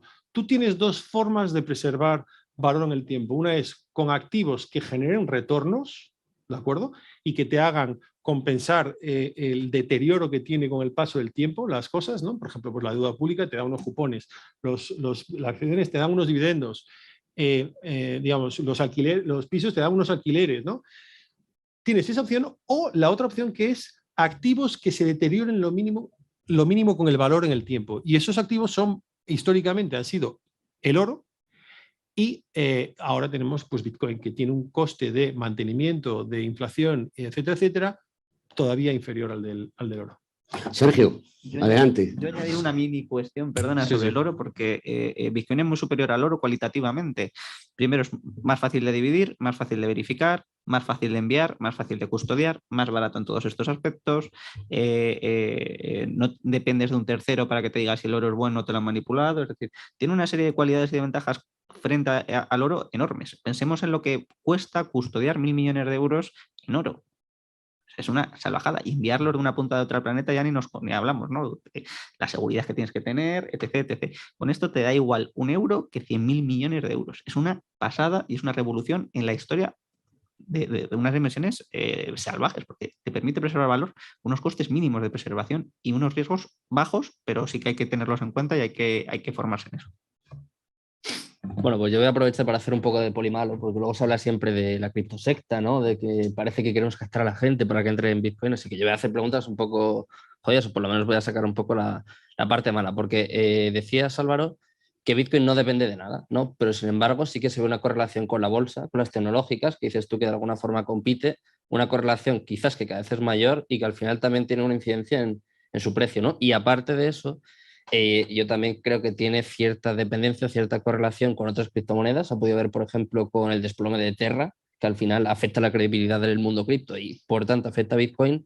Y se ha visto también, por ejemplo, en el caso de Terra, de USDT, una stablecoin, también se supone que es un refugio de valor. Y yo, por ejemplo, esto ya es una hipótesis, ¿sí? Pero en el caso de que Tether, que lleva 3 semanas, creo que no recupera la paridad, en el caso de que Tether o todas las stablecoins colapsaran, ¿qué pasaría con Bitcoin? Sí, ¿Podría sostenerlo? ¿Podría resistir? Sí, lo primero que por un lado está qué es Bitcoin, ¿no? Que es este activo real que comentamos, y por otro lado está su precio. Su precio sí que puede depender de un montón de actos, de simplemente con que se pronuncie una persona relevante, como sucedió con Elon Musk, ya su precio se puede desplomar. Quiero decir, pues son cosas radicalmente distintas, ¿no? Una cosa es el precio del oro y otra cosa es el oro como cosa. Entonces, es eso, por eso empezaba hablando de que hay que entender que Bitcoin es una cosa. Y es ahí cuando entiendes que es un activo, un bien presente, sin riesgo de contrapartida, con muchas ventajas, entiendes que ya simplemente con que te sean útiles sus propiedades, simplemente de incensurabilidad, inconfiscabilidad y demás, ya puede tener sentido y utilidad para ti al margen de su valor, ¿no? Pero es que además, por las cualidades que tiene precisamente, está diseñado muy bien para preservar valor en estos periodos largos de tiempo, ¿no? Entonces, sí que puede afectar mucho, por ejemplo, necesidades de liquidez, sí que puede afectar mucho ahora mismo, como está en un proceso de descubrimiento, porque la gente todavía no separa Bitcoin del resto de forma adecuada, aunque sí que se separa de alguna manera, ¿no? Pues simplemente hay que ver el precio. Pero bueno, está en un proceso de descubrimiento por parte del mercado. Entonces, a medida que el resto vaya cayendo, que yo creo que es inevitable que todas las demás vayan cayendo y se quede alguna stablecoin con Bitcoin, ¿no? bueno, y alguna cosilla más, ¿no? que salga por ahí. Pues yo creo que es eso lo que y va a pasar y se va a caer su precio. Pues la volatilidad que ha tenido históricamente la va a seguir teniendo. Quiero decir, yo ahí no soy optimista respecto a que la volatilidad de Bitcoin se vaya a reducir. Pero hay que distinguir muy bien entre refugio de valor, es decir, aquel activo al que se recurre cuando hay incertidumbre, con preservar valor en periodos largos de tiempo, ¿no? Y yo creo que efectivamente Bitcoin no se ha convertido todavía en un refugio de valor porque la gente no lo percibe todavía como se ha percibido al oro. También es injusto hacer la comparación porque Bitcoin tiene 13 años y el oro lleva funcionando y cumpliendo su papel más de 2000 años. Y yo creo que lo veremos con el paso del tiempo, ¿no? Que la gente irá distinguiendo todo este tipo de cuestiones que Adolfo y yo venimos comentando y con eso se irá adoptando como lo que es, ¿no? Como este medio para preservar valor en periodo de tiempo. No sé si me había dicho alguna cosa más. Sí, te preguntaba que en el caso, porque si hablamos de reserva de valor dentro del mundo cripto, yo creo que las stablecoins son como una referencia. De hecho, hay mucha gente que hace trading con el par Bitcoin USDT, por ejemplo, o USDC. Si colapsaran los stablecoins, ¿qué pasaría con Bitcoin? ¿Podría sobrevivir? Porque claro, dices, sí, lo de da igual sobrevivir el sin precio problema, es sí. independiente, pero si Bitcoin se va a 1000, por ejemplo, la utilidad es la misma, pero el valor... Pero ya ha estado en esa situación, ¿no? Quiero decir que al final lo que hay que comprender es que es un sistema autómata que no ha tenido ni una sola denegación de servicio en más de 10 años. Es decir, pensemos en la cantidad de problemas que nos dan nuestros bancos, las aplicaciones de bancos y demás. Sabemos que esto lleva 10 años sin funcionar sin una sola denegación de servicio 24/7, sin personal contratado. Es decir, aparte tienen responsabilidad tanto nodos como mineros para que todo esto funcione adecuadamente, ¿no? Pero no ha tenido ni una sola denegación de servicio. Por eso es importante comprender estas cualidades, ¿no? Es muy difícil entender que hay una cosa que es software. Y eso es, claro, esa es la revolución, ese es el cambio, las dimensiones históricas de lo que supone Bitcoin, ¿no? Que es que consigamos hacer una cosa escasa que no dependa de terceros con software. ¿Qué opináis de lo que está pasando en Guatemala? Si no me equivoco, ¿no? Que el presidente... es El Salvador, no Guatemala, perdonad, es El Salvador. El presidente nuevo que ha entrado ha decidido que las transacciones se hacen con Bitcoin. Me gustaría que comentaseis un poco, porque, a ver, todos estamos de acuerdo en que la tecnología y la fórmula que tiene Bitcoin de funcionar, indudablemente, es un reservorio de valor a largo tiempo. ¿De acuerdo? En eso creo que estamos todos de acuerdo, porque además a medida que vaya cogiendo más confianza, más reservorio de valores. Lo comparáis con el oro, ¿no? Pero claro, el oro no se come. ¿Por qué el oro resultó atractivo hace 2000 años? Pues porque era bonito, se podían hacer cosas con él, es maleable, puedes hacer una figurita y entonces a la gente le llamaba lo que a todo el mundo le llama la atención, que es la luz. Y el oro, de alguna manera, transmite luz. Entonces tú lo ves brillar. La plata lo hace un poquito menos y también es un reservorio de valor a largo plazo, ¿vale? Pero realmente tú no te puedes comer el oro, tú no lo puedes transportar. Pero sí lo puedes, pero tiene un valor añadido, es que sí que tú lo puedes hacer, lo puedes utilizar para que funcionen cierto tipo de elementos electrónicos. Y es un elemento que se utiliza, por ejemplo, en los teléfonos móviles. Aquí en los teléfonos móviles llevamos una parte de oro. Claro, y puedes comprar un teléfono móvil por 50, 100 o 200 euros, pero lleva oro, ¿no? Y con eso, pues en el mundo de la electrónica también se utiliza, ¿no? Porque tiene unas características, unas propiedades físicas y químicas que favorecen que sea muy útil. Y ese sí que es su valor. Claro, aquí es que es lo que quiero que expliquéis, porque sí que me gusta aterrizar las cosas, porque al fin y al cabo lo que estamos es haciendo una evangelización, ¿no? Tecnológica. Adelante. Es que yo no creo que el oro se empezase a utilizar como forma de conservar valor porque fuese bonito. Al contrario, bueno, no al contrario, sino porque se deterioraba muy poco. Si yo dejo un lingote de oro aquí y nadie lo toca durante miles de años, va a seguir impertérrito dentro de 5.000 y 10.000 años. Va a seguir exactamente las mismas cualidades, ¿no? Y eso es muy difícil de reproducir en la naturaleza. Es además enormemente escaso, solo somos capaces de extraer de la corteza terrestre alrededor de un 2% del stock de oro que existe, ¿vale? Como decía antes, esa mínima inflación, mínimo riesgo de contrapartida, porque es una cosa, no hay un emisor de oro, ¿de acuerdo? Y cuesta poco mantenimiento. ¿En qué cuesta el oro? Cuesta en que si quieres custodiarlo con seguridad, normalmente necesitas depender de terceros, ¿vale? Así que tiene debilidades. La divisibilidad tampoco es perfecta. Nadie tiene una fundición en su casa, ¿no? Transportable tampoco lo es fácilmente. Entonces, esa necesidad de transportarlo, custodiarlo, dividirlo e incluso validarlo con terceros ha supuesto una enorme cantidad de debilidades para los sistemas monetarios a lo largo de la historia, ¿no? Desde los romanos, desde los emperadores romanos, que imprimían las monedas con la cantidad de gramos que les salía del higo, ¿no? Y entonces bajaban la cantidad de gramos para financiar incluso guerras. Es decir, si tú bajas la cantidad de gramos de la moneda, básicamente lo que estás generando es inflación, ¿no? Puedes generar muchas más monedas, ¿no? Con la misma cantidad de oro. Y digamos que todos esos sellos que se ponían las autoridades del duque, del rey, etcétera, etcétera, para decir, yo garantizo que esto vale no sé cuántos gramos de oro, ¿verdad? Y todos son unidades de peso. Todo eso, ha habido trampas a lo largo de la historia, innumerables ocasiones, ¿no? Hay un libro ahora no me acuerdo, pero que está muy bien, bueno, que lo cuenta fenomenalmente, ¿no? Entonces, toda esa dependencia de terceros en algún aspecto necesario para utilizar el dinero, básicamente ha hecho a la población en general, pues de alguna forma cautiva, ¿no? de aquel que tenga capacidad de emitir, ¿no? Y esto sencillamente ahora tiene una forma que se llama Banco Central, pero es exactamente lo mismo.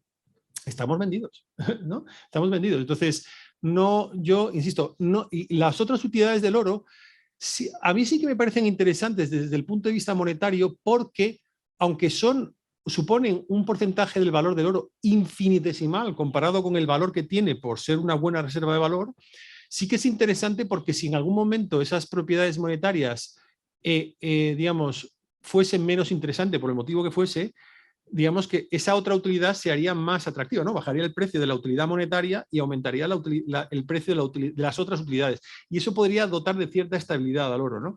Pero, y eso no lo tiene Bitcoin, sería una debilidad en teoría de Bitcoin respecto al oro, ¿no?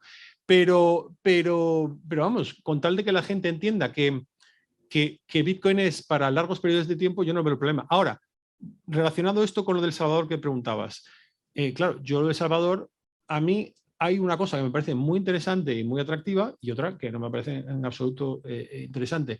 La que me parece interesante es que se pongan a atraer empresas del sector, ¿no? Riqueza. O sea, digamos que abrir un país a la inversión extranjera directa siempre genera riqueza, si lo haces con seguridad jurídica, etcétera, etcétera. Pero asumamos eso, ¿no? Y eso me parece interesante. Lo otro que es, digamos, no tanto obligar, pero casi obligar a la población a adoptar una divisa que es enormemente volátil, a mí me parece un disparate. Primero, porque no me gusta obligar. Y segundo, porque digamos que es un pueblo pobre, son muy pobres. Entonces, cuando tú no llegas a fin de mes, no tiene sentido para ti atesorar tu patrimonio, un activo que hoy puede valer 100, mañana 70, luego 120. No, la gente lo que va a seguir haciendo es atesorar dólares en economías así, ya dolarizadas. ¿Por qué? Porque es estable. Y te puedes creer que va a ser estable en periodos largos de tiempo, ¿no? Ahora, el que sí que pueda ahorrar en periodos más largos, pues ese sí que adoptará Bitcoin. Pero eso lo tiene que decir el mercado, no tiene que decir un señor con sus hermanos, ¿no? Que es un poco lo que yo tengo entendido que ha ocurrido ahí. Sí, yo remarcar este tema de la volatilidad, ¿no? Porque hay que entender que Bitcoin no tiene por qué ser para todo el mundo, ¿no? Aquellas personas que tengan necesidades de liquidez en el corto plazo, tener un activo volátil o tener tus saldos de tesorería en un activo volátil es lo que sigue, ¿no? O sea, es un fallo enorme porque si tú tienes unos compromisos de pago a final de mes o a principios de mes o lo que sea y tú tienes tus ahorros o sea, tus ahorros a cortísimo plazo en un activo que puede caer un 50% al día es una pésima decisión, ¿no? Por eso es muy importante enfocarlo desde el punto de vista de los periodos largos de tiempo y de la solvencia, ¿no? ¿Por qué he insistido tanto en ver contra qué compite Bitcoin? ¿No? Porque estamos en un contexto económico en el que aquellos activos que utilizamos normalmente para preservar valor en periodos largos del tiempo pueden sufrir crisis en su valor muy considerables, ¿no? Pensemos, por ejemplo, en los bienes inmuebles. Lo que comentaba antes, los bienes inmuebles no son divisibles. Por ejemplo, en una sociedad como la española se ha pasado, o sea, la forma de ahorro de todos los españoles es los bienes inmuebles. Si sigue subiendo la inflación y se mantiene la inflación y la gente ya no llega a final de mes, va a tener que tirar de sus ahorros. Si tiran de sus ahorros son bienes inmuebles, como no son divisibles, tienen que liquidar el bien entero y van a inundar de bienes inmuebles el mercado, van a incrementar muchísimo la oferta en un momento que van a tener que los bancos centrales que cerrar el grifo, donde la gente ya ha comprado sus viviendas por las extraordinarias condiciones de financiación. Todos los que estaban interesados en adquirir una vivienda lo han hecho en los últimos meses, y sin demanda un incremento tan grande de la oferta con la demografía que tenemos en España, vamos a ver una caída muy significativa de los precios de la vivienda, ¿no? Entonces, es ahí donde qué vehículo de ahorro pueden tener los españoles a largo plazo, ¿no? O bueno, los españoles y otro tipo de personas, ¿no? O, por ejemplo, la deuda pública. Si tienen que subir los tipos de interés, ¿a cuánto habría que subirlos en España para que la gente confiase en la deuda pública española? Para que el mercado la comprase, no el Banco Central, sino para que el mercado la compre. Estamos hablando de que la deuda pública de Estados Unidos a 10 años está al 3%, y la española, como no la compra el Banco Central Europeo, está al 2%. ¿A cuánto vamos a tener que llegar para que compita en el mercado con otros activos, con acciones, con otro tipo de inversiones más rentables y demás? ¿Hasta cuándo se va a tener que subir los tipos de interés, ¿no? Y ya ni hablar de las tensiones financieras que van a tener los estados, que van a tener que subir todavía más los impuestos, ¿no? Entonces, nos vemos en un sistema donde hay un montón de incertidumbre, y donde aquí tenemos una cosa, donde no tenemos que confiar en terceros, y lo que tengamos lo tenemos nosotros. Entonces, esa es la ventaja que yo creo que puede aportar tanto Bitcoin ya a nivel particular, como puede ser la minería a nivel empresarial y otros tipos de estilo, ¿no? Pero es muy importante eso, que no sea a nivel para corto plazo, porque efectivamente la volatilidad te puede matar. Y respecto a lo de El Salvador, a mí me parece muy interesante, efectivamente estoy de acuerdo con lo que ha dicho Adolfo, pero añadiría un punto más, ¿no? Que es que les ha dado la independencia al sistema financiero internacional, de alguna manera, ¿no? Porque, claro, en el momento en el que ellos tienen sus ingresos o sus fondos almacenados en Bitcoin, no están dependiendo de la financiación de terceros, ¿no?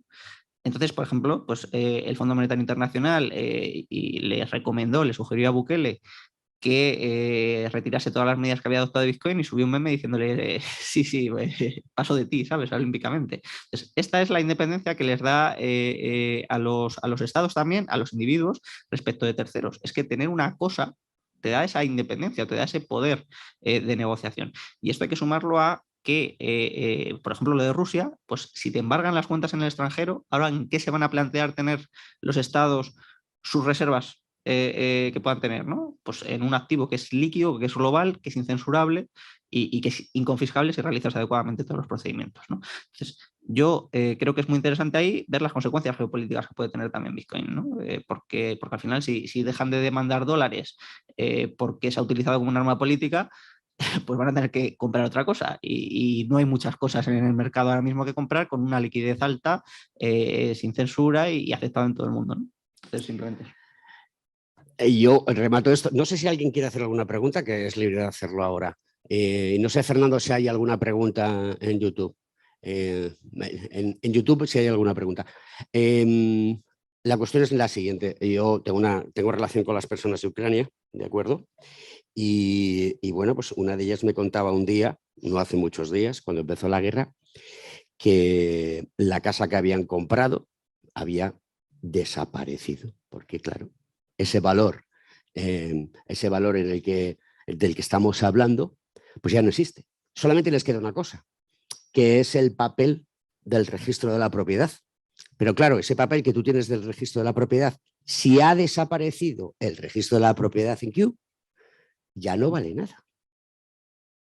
Esto no ocurriría teniendo este sistema, porque la red es tan grande a nivel mundial que permitiría siempre verificar la autenticidad de las cosas, ¿no? Yo, si me dejas, yo añadiría además otra cosa más, ¿no? Es que tener tu patrimonio portable, por ejemplo, en ese tipo de escenarios, claro, es la diferencia entre que tu familia pueda prosperar y no. Entonces, una cosa que comentamos mucho del folio es: ¿cuál es el coste de tener una parte de tu patrimonio, de formarte en esto, entender de qué va, y tener una parte de tu patrimonio en pequeña, entre el 2 y el 10%, una cosa así, que te permita en este tipo de situaciones salvar a tu familia, literalmente, ¿no? Pues pagar el billete que cuesta salir de ahí, o pagar, sobornar a quien sea, o lo que sea, ¿no? Además, con un activo que sea incensurable, no solo inconfiscable, sino incensurable, porque a lo mejor tú puedes tener oro, ¿no? Puedes tener una obra de arte, pero ¿cómo sales con un lingote de oro de Kiev? O sea, es que cuando te paren en la frontera, olvídate. ¿Cómo sales con un cuadro de Ucrania ahora mismo? Es decir, para preservar valor y para llevarlo encima, no es fácil. Es que no es fácil. ¿Qué llevas? Joyas. Históricamente esa es la fórmula que se ha buscado, porque es la forma más fácil de llevar portable tu patrimonio. Pero en el momento en el que te paren, olvídate. Entonces, yo creo que presenta muchas ventajas ahí. Pues pensemos simplemente en el llevar efectivo, porque esto no deja de ser una forma de efectivo digital, cruzando fronteras. Es que o sea, presenta una serie de novedades y de ventajas enormes que no se habían conocido históricamente. Y yo creo que es muy importante hacer estas consideraciones, ¿no? Sí, a mí me gustaría añadir que yo veo Bitcoin como una suerte de seguro. Es decir, si tú vives en un país con enorme seguridad jurídica, un país serio, pues tus incentivos a tener un activo así pues van a ser mucho menores que en el caso de que vivas en uno pues que sea un cachondeo, ¿no? Entonces, evidentemente, ante una situación de guerra, pues la demanda de un activo así, en el momento en el que se entienda, digamos, su propuesta de valor, pues debería aumentar significativamente. Pero si de repente los estados se volviesen pues como disciplinados con su política monetaria, los bancos centrales sobre todo, y con sus políticas fiscales y hubiese más seguridad jurídica, pues oye, a lo mejor la demanda de Bitcoin sería muy inferior y sería estupendo, sería una maravilla, porque entonces básicamente supondría lo que yo creo que es Bitcoin, que es un límite al poder sin control, básicamente. Es como yo lo veo. Yo tengo una pregunta sobre la minería. Perdona, que tengo una pregunta para Adolfo que la llevo pensando un rato porque he sacado unos datos y quiero primero contrastarlos contigo y tengo una preguntilla después. Tengo un dato de que la rentabilidad para los mineros o los ingresos de los mineros cayeron un 4% en abril. En mayo ha seguido cayendo Bitcoin. O sea, me imagino que esto... Bueno, es la dificultad. Eso es lo que ha caído es la dificultad. Es decir, con ese objetivo que yo os indiqué antes, ese objetivo se va redefiniendo cada 2016 bloques, es decir, más o menos cada 2 semanas. Y en este último ajuste ha caído un 4% de dificultad. Es que tengo por aquí otro dato que también me ha llamado la atención y es que debido a las caídas, ahora mismo un minero está ganando lo mismo que a finales de diciembre de 2020. Pero vamos a ver, es que esto... A ver, te explico. Claro, no se puede hablar de los mineros ganan más o menos, o sea, porque depende de los mineros. O sea, es decir, si ¿Por bloque? Sí, ¿cómo que por bloque? Ah, no, por bloque te refieres si es por el precio, teniendo en cuenta el precio del Claro. Bitcoin. Claro, si ha bajado el precio de Bitcoin, obviamente tus ingresos bajan, ¿no? Claro. Pero obviamente, ¿quién va a seguir ganando dinero? Aquel que tenga los costes más bajos, ¿no? Entonces, por eso yo digo que la minería es una buena idea, por eso lo decía en una de las slides, que la idea, en la situación actual en la que no hay prohibiciones, la minería es una muy buena idea si tú lo llevas a cabo de forma empresarial, es decir, óptima, ¿no? Con una enorme eficiencia.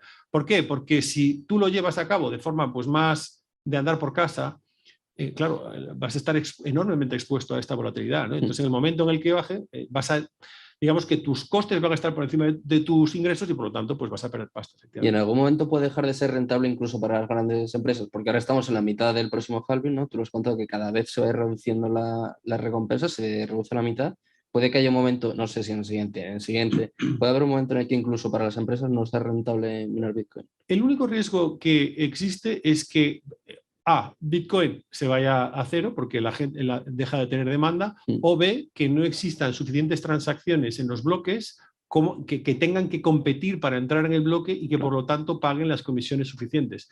Pero bueno, digamos que con la trayectoria que llevamos, yo no tengo dudas de que a medida que vaya aumentando la adopción, pues los fees van a seguir creciendo, ¿no? Y tenemos muchísimo tiempo para que eso ocurra.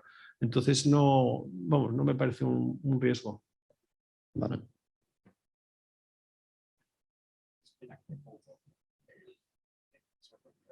Ahora ya se pone en verde. Nos dices quién eres y cuál es tu nombre, que hay que presentarse para que la gente nos... ¿Y cómo te llamas en Twitter? En Twitter no lo digo. Ángel Fernández, muchas gracias. Una preguntita, al hilo que te comentabais. ¿Cómo le va a sentar un banco central cuando pierda el poder de emitir y de abrir y cerrar el grifo? Al fin y al cabo, si Bitcoin no depende de un banco central, ¿están perdiendo parte del poder los estados de evaluar o subir el valor de sus monedas? ¿Qué quieres decir? ¿Que cómo afectaría a un banco central la adopción? ¿Cómo le va a sentar? ¿Políticamente le veis futuro a que nos cierren el grifo o que dejen de cerrar el grifo? A ver, yo creo que el dinero fiat que tenga seguridad jurídica va a seguir cumpliendo un rol muy importante porque la seguridad jurídica le va a dar estabilidad, que es algo que no tiene Bitcoin, ¿vale? Otra cosa es que tenga más o menos sentido atesorarlo, ¿de acuerdo? Pero ¿esto qué quiere decir una adopción masiva de Bitcoin? Bueno, va a significar que lo que está respaldando a ese dinero fiat va a tener que ser más serio de lo que es. O sea, la deuda pública española ahora mismo es una auténtica mierda, ¿no? Y entonces, en la medida en la que está en parte del activo del Banco Central, pues es mierda. Y entonces eso hace que si el activo baja de valor, pues básicamente el pasivo también. Bueno, tienen que ser iguales, ¿no? Entonces, yo creo que lo que esto pone, Bitcoin lo que hace es poner disciplina a personas que ahora mismo no pagan ningún tipo de consecuencia por gestión negligente o incluso criminal en ocasiones, ¿no? Entonces, eso es lo que a mí me interesa, poner ese límite a gente que vive por encima del bien y el mal, ¿no? Pero yo sí que creo que la moneda fiat, porque es que en el mundo de Bitcoin también hay mucho, hay que acabar con el fiat, tío. Yo, si tengo una divisa estable que me permite estar seguro de que voy a ser capaz de pagar el cole de mis hijos, el tal no sé cuánto, porque es que la tontería esta de todo all in en Bitcoin se te pasa con 3 niños corriendo, ¿sabes? Porque manche, te vienen los gastos, las necesidades de liquidez que comentaba Álvaro y, ojo, y de repente tú ya no quieres tener esa volatilidad, ¿no? Entonces, pero lo que sí que quieres es poner coto digamos, a una gestión negligente, ¿no? Y sobre todo, pues tener esa certeza de que al menos una parte de tu patrimonio se va a conservar bien en largos periodos de tiempo, ¿no? Insisto, por resumir, yo no... Lo que quiero es que se pongan a trabajar, tío, que hagan un buen trabajo, macho. Y ahora mismo no les pasa nada si hacen uno malo, ¿me explico? Eso es un poco lo que yo... Yo, si te parece, puedo contestar también a esto, porque Es más entretenido, ¿no? al margen de que también hay un capítulo en el libro que lo podéis comprar si queréis luego al final, yo lo dedico ya de paso, que comenta estos temas por tratarlos un poco, ¿no? Por un lado está el Banco Central como concepto, ¿no? Es decir, ¿cómo puede impactar a los bancos centrales este tipo de activos? Pues yo creo que les afecta directamente a su solvencia, ¿no? Al final la solvencia no deja de ser tu capacidad para hacer frente a tus pasivos y el pasivo de los bancos centrales es el dinero que emiten, ¿no? Entonces, en escenarios de inflación como los actuales, tienen que vender los activos que tienen ellos, es decir, tienen que vender deuda pública para retirar dinero del mercado, quitan oferta de dinero en circulación porque hay inflación, es decir, se ha devaluado la moneda, para darle valor de nuevo, como es una mercancía, se le da valor como cualquier otra mercancía. Por su oferta y por su demanda aceptan a la oferta, retiran oferta, entonces la revalorizan así, ¿no? Esto es un problema, claro, porque si aparece un activo que, como estamos diciendo, es mejor para preservar valor en periodo largo de tiempo, va a competir con aquellos activos que tiene justo el Banco Central Europeo en su activo.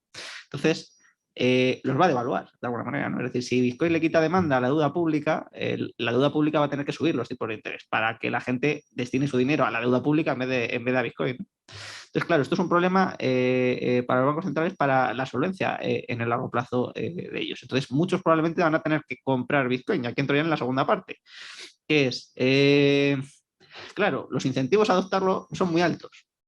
Porque si es un activo que efectivamente preserva valor mejor que el resto en periodo largo de tiempo, es decir, mejora tu solvencia, el que lo adopte primero pues tiene una ventaja frente a los demás. Y aquí a mí me gusta mucho compararlo con lo que ya ha tardado demasiado en salir, que es con la pólvora, ¿no? Es decir, en el momento en el que tú tienes un activo superior al resto, ¿no? Si tú lo adoptas antes, pues ganas, ¿no? Es decir, si los bancos centrales empiezan a adoptar Bitcoin y efectivamente ven mejorar su solvencia, sus monedas fiat van a ser más solventes, ¿no? Porque al final estamos hablando de un activo que no compite con las monedas fiat como medio de pago, sino que compite con los activos que tienen en el balance los bancos centrales.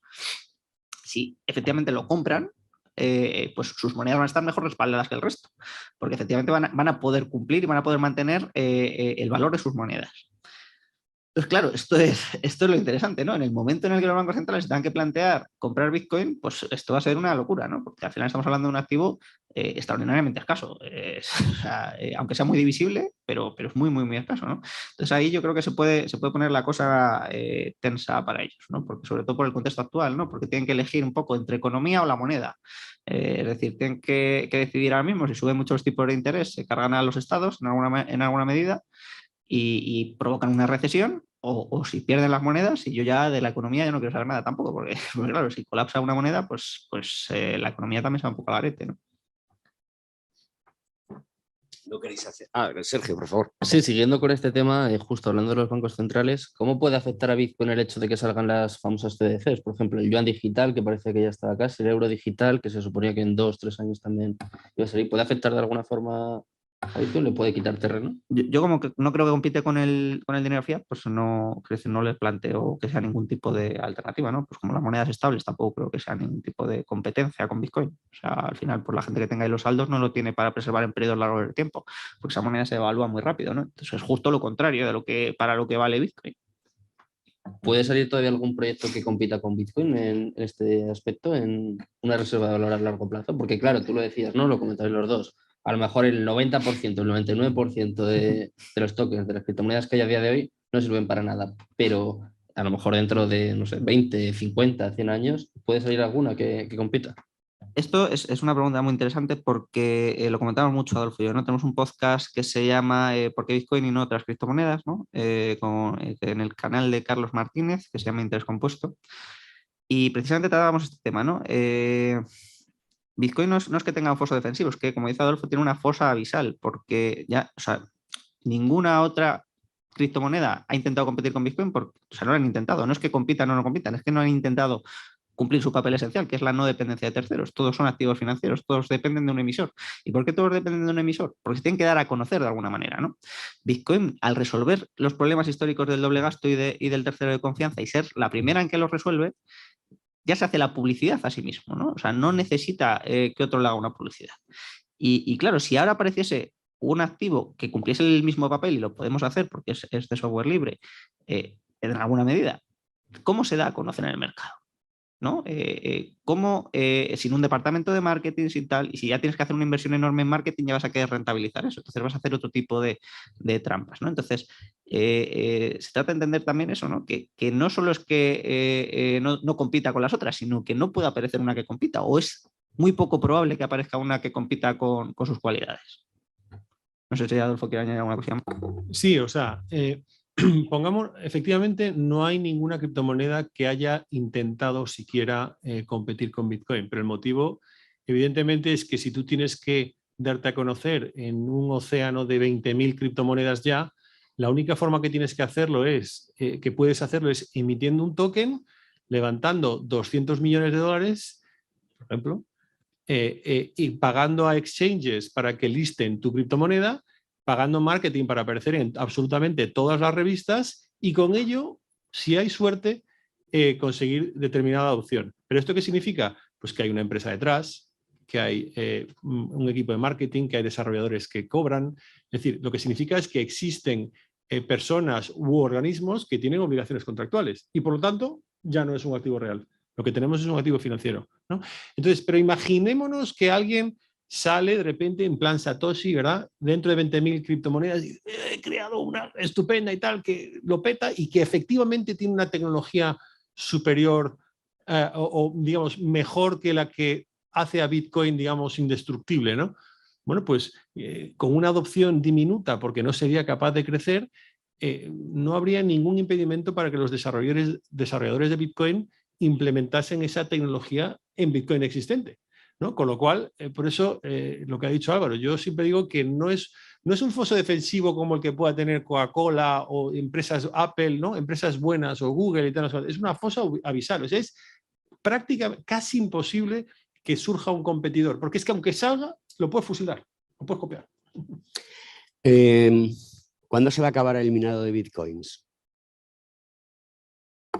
Más o menos 2140. Vale. Sabía la respuesta yo, pero quería que lo dijeses, ¿no? Que te quedan 120, lo sabía, 120, ha sido apuesta, mala leche. Esto es lo que tiene estar informado, ¿no? Como Sergio y yo, que estamos al cabo de la calle y todas estas cosas, ¿no? En 2140, quedan, bueno, para aquella fecha todos calvos, ¿no? La criatura que tenemos aquí, que es el hijo de Sergio, enhorabuena, pues no lo va a ver, ¿no? ¿Qué pasará cuando se acabe de minar?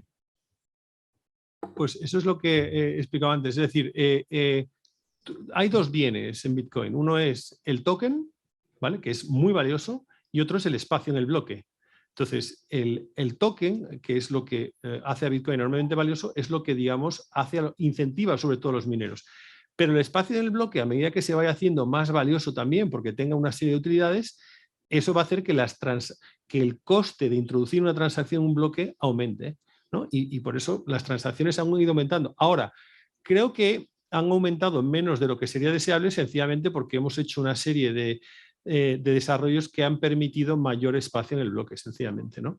Pero en cuanto de repente un exchange intenta hacer unas cuantas transacciones gordas, ¿no?, de consolidación que se llaman, los bloques se llenan de tal forma que de repente ves como los fees, las comisiones se disparan, ¿no? Y esto es lo que previsiblemente irá ocurriendo. Yo, por ejemplo, una de las cosas con las que trabajo es en una sidechain que se llama Liquid, ¿no? Y van a ser unas cosas que la gente va a alucinar, ¿no? Y que van a permitir utilizar Bitcoin, o sea, para utilidades que ya son posibles en otras cadenas, pero esas cadenas las hacen sin la seguridad de Bitcoin, ¿no? Y eso va a hacer que aumente esa competencia por meter transacciones en el bloque, ¿de acuerdo? Y que, digamos, que los mineros puedan ganar dinero, no solo con el token, sino cada vez más con ese espacio en el bloque. La cadena de bloques de blockchain, sí que te he dicho lo mismo. Lo que quería decir, bueno, lo he dicho bien, o mal, lo he dicho mal, que también me equivoco. A ver, Bitcoin está formado por cadena de bloques, blockchain. Bien. La blockchain de otras criptos, ¿en qué se diferencian? Porque hay una cosa que quiero por encima de la mesa y quiero que habléis, porque esto lo hemos hablado Álvaro y yo en algunas ocasiones.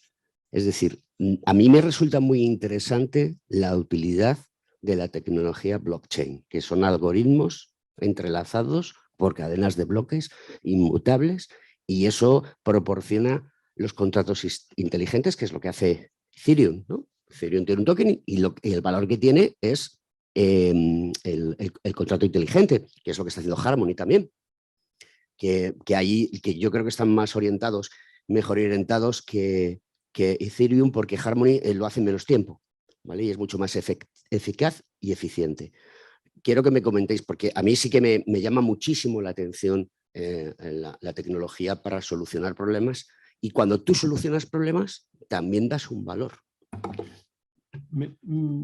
Voy yo, sí. Sí. Bueno, o sea, esto es tuyo, pero yo quería simplemente apuntar una pequeña cosa y después... Sí, claro. después blockchain, aparte de que es una tecnología muy antigua, ¿no? Es una cosa de 1991, entonces no es tal, o sea, quiero decir que no supone ningún tipo de revolución significativa. Es una cosa que es tamper evident, es decir, te muestra que alguien ha hecho una manipulación, y lo puede poner Adolfo otra vez por la página que ha hecho, y simplemente si alguien manipula un dato, efectivamente te revela que alguien ha manipulado ese dato, ¿no? Por ejemplo, las pastillas que utilizamos los pastilleros, cuando sacas una pastilla, pues eso es una cosa que es tamper evident. Si alguien lo ha manipulado, tú lo puedes ver.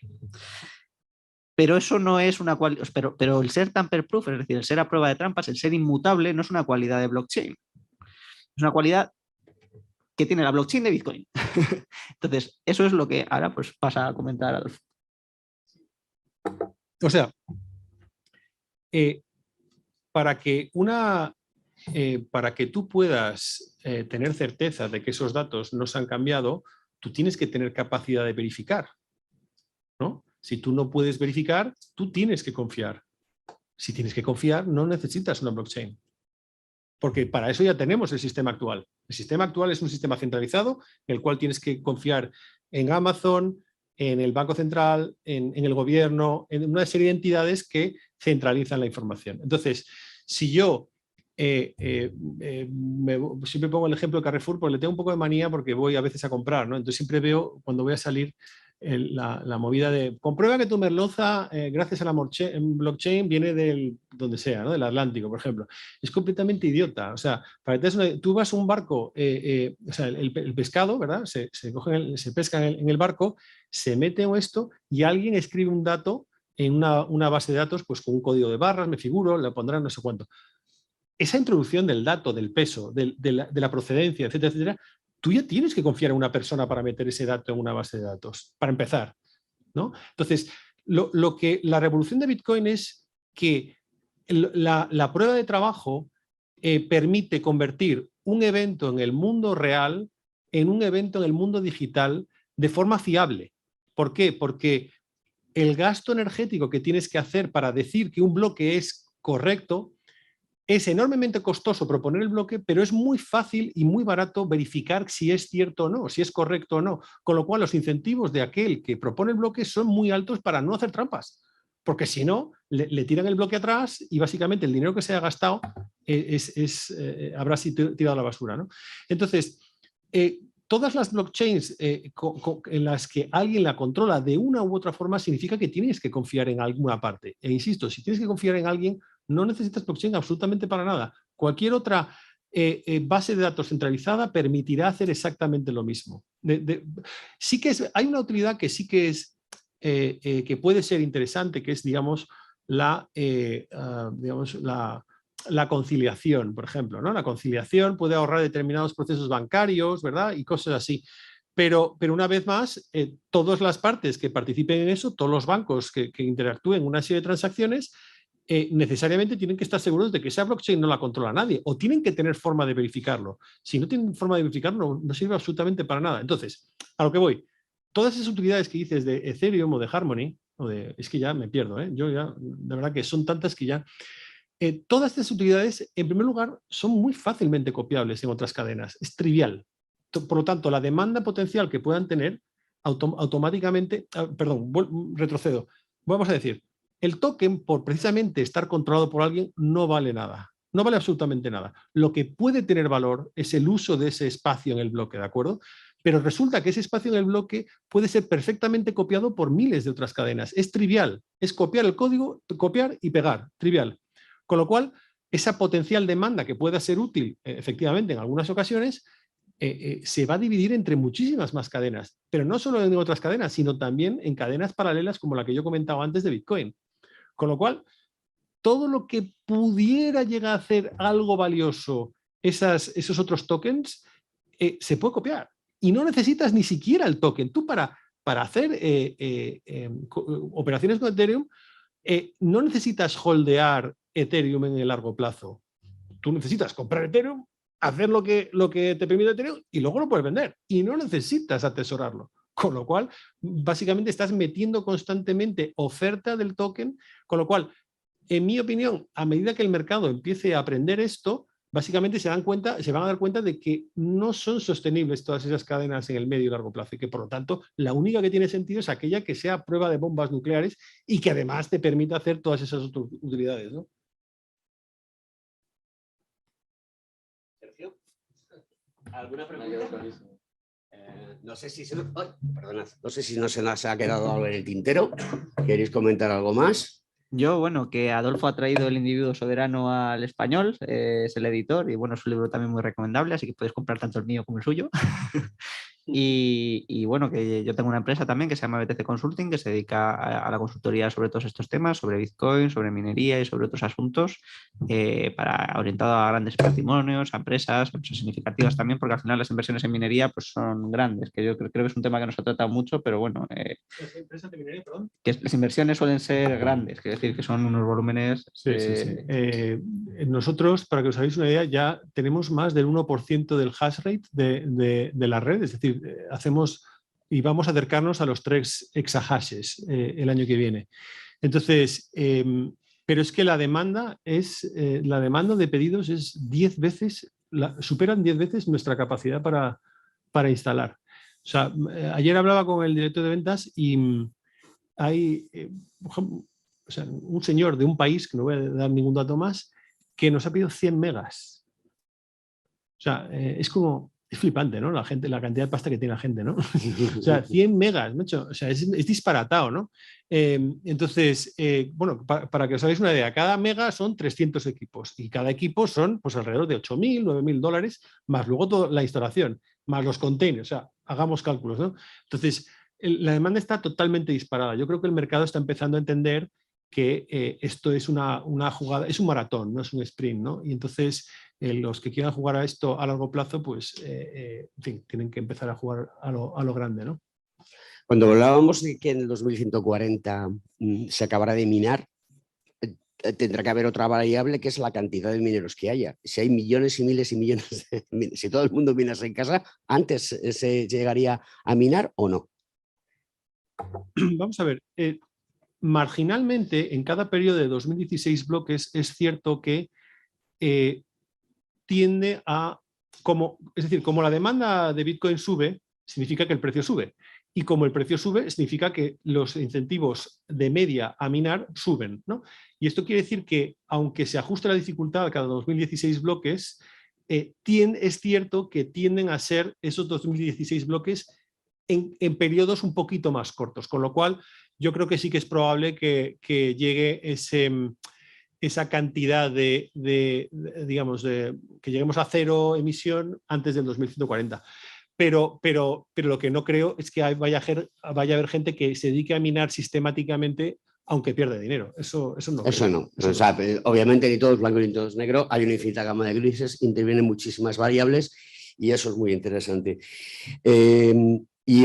Antes os he esbozado la pregunta y la dejamos para ahora, porque claro, habéis contado que hay energía suficiente, barata y sostenible para minar, que se está desaprovechando, pero es que se está desaprovechando también para que no tengamos que pagar la barbaridad que estamos pagando de luz o de energía, ¿no? Sí, en mi caso lo he doblado. Claro, pero a ver, es que con lo que empecé la presentación es con el hecho de que, de la parte de minería, es con el hecho de que la energía es ilimitada. Lo que es limitado, en donde existe una restricción, es en nuestra capacidad para transportarla y almacenarla de forma rentable. Pero ahora mismo sales a la calle y están cayéndote encima 170 vatios por metro cuadrado. O sea, la energía es ilimitada. Lo que pasa es que capturarla y transportarla y almacenarla es costoso, ¿no? Entonces, por eso una tecnología que consuma electricidad sin necesidad de transportarla ni almacenarla es absolutamente revolucionaria. Y puede destapar, o sea, puede empezar a utilizar de forma rentable astronómicas cantidades de energía que ahora mismo no se utilizan. Por ejemplo, esto que dije de Canadá, nosotros miramos sobre todo en Canadá. En la región de Quebec pararon las licitaciones porque, vamos a ver, existe una sobrecapacidad tan bestia que podría alimentar solo Quebec con hidroeléctrica toda la red de Bitcoin, toda. Pero lo pararon porque, bueno, como no es dinero suyo del gobierno, pues se pueden permitir estos lujos, ¿no? Pero es que es la región de Quebec y solo estamos hablando de hidroeléctrica. O sea, es que es gigantesca la cantidad de energía, es astronómica. El gas que he comentado, las hidroeléctricas de Paraguay, todo lo que se desperdicia con eólica por no poderse verter a la red por ser intermitente.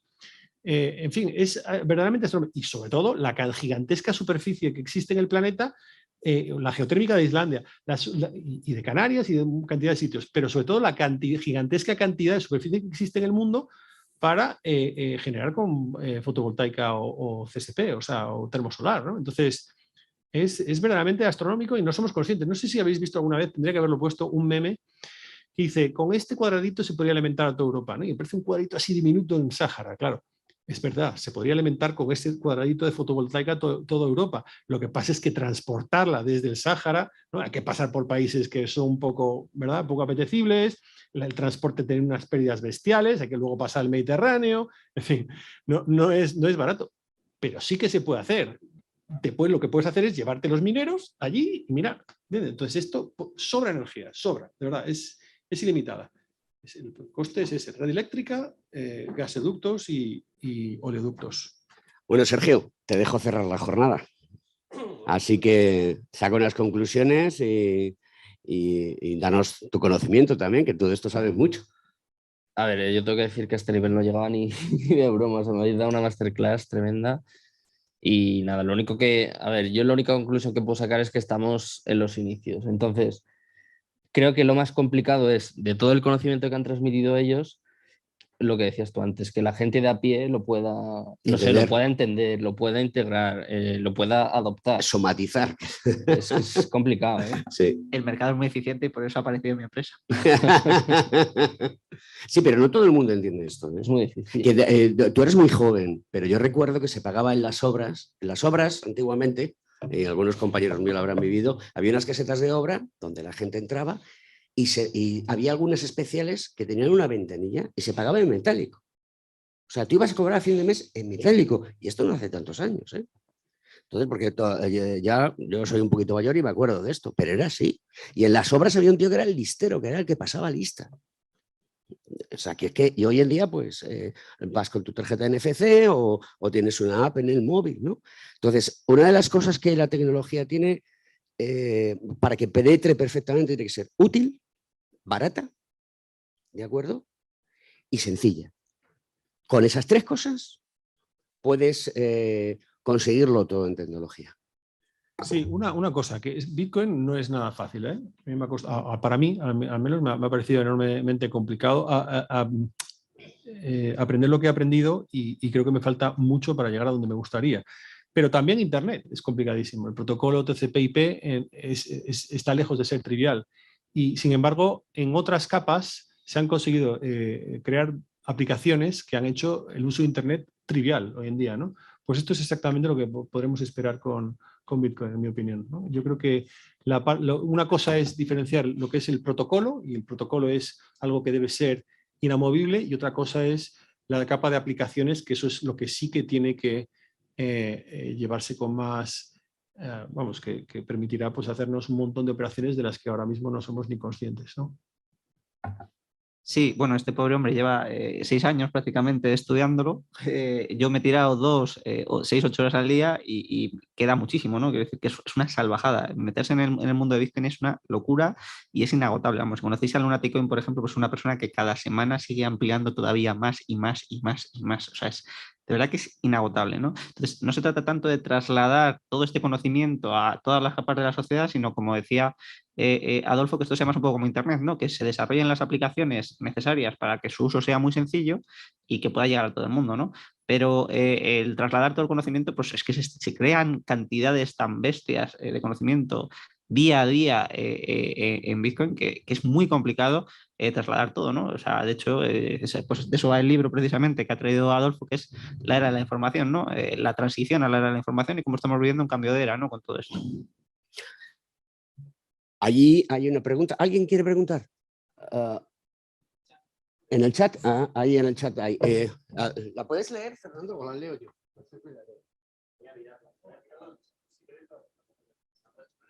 Sí, sí, sí. Ahí la tenemos. Venga, por favor, si eres tan amable. Por concretar, en cuanto a la oportunidad de negocio actual de la minería, si no he entendido mal, a nivel de pequeña empresa su rentabilidad se ve muy comprometida con la volatilidad del Bitcoin. Para tener cierta seguridad habría que hacerlo de tal manera que optimizáramos la eficiencia, lo cual requeriría una inversión considerable. ¿Estoy en lo cierto? No necesariamente necesita una escala muy grande, no. Pero lo que sí que quiero decir es que tienes que hacerlo de forma profesional, y esto sí que requiere pues, optimizar tu eficiencia en costes, digamos, en nivel de servicio, ¿no? Pues que no haya caídas, que no haya downtimes, que tu generación sea fiable, ¿verdad? Que te llegue 24/7, que tengas acceso a máquinas con el menor coste posible, ¿verdad? Que no haya problemas para ti en la cadena de suministro. Y bueno, pues estas son variables que no son triviales, ¿no? Es decir, vas a tener desventajas a la hora de acceder a equipos, pues comparado con empresas como la mía, ¿no? Con la empresa en la que trabajo yo. Y además la mía, de hecho, fíjate que aún así, a pesar de su acceso preferencial, va a fabricar sus propios ASICs, ¿no? Desde finales de este año, ¿no? O principios del que viene. Vamos a sacar nuestros propios ASICs. Entonces, no es trivial, pero si lo haces de manera profesional, pues oye, vamos, yo te animo por completo. Tendrás una serie de retos comparado con empresas más grandes, pero bueno, todas empezaron por alguna parte, ¿no? Supongo que, bueno, la nuestra pues con inversores o lo que sea, pero sí, todas tienen que empezar por alguna parte.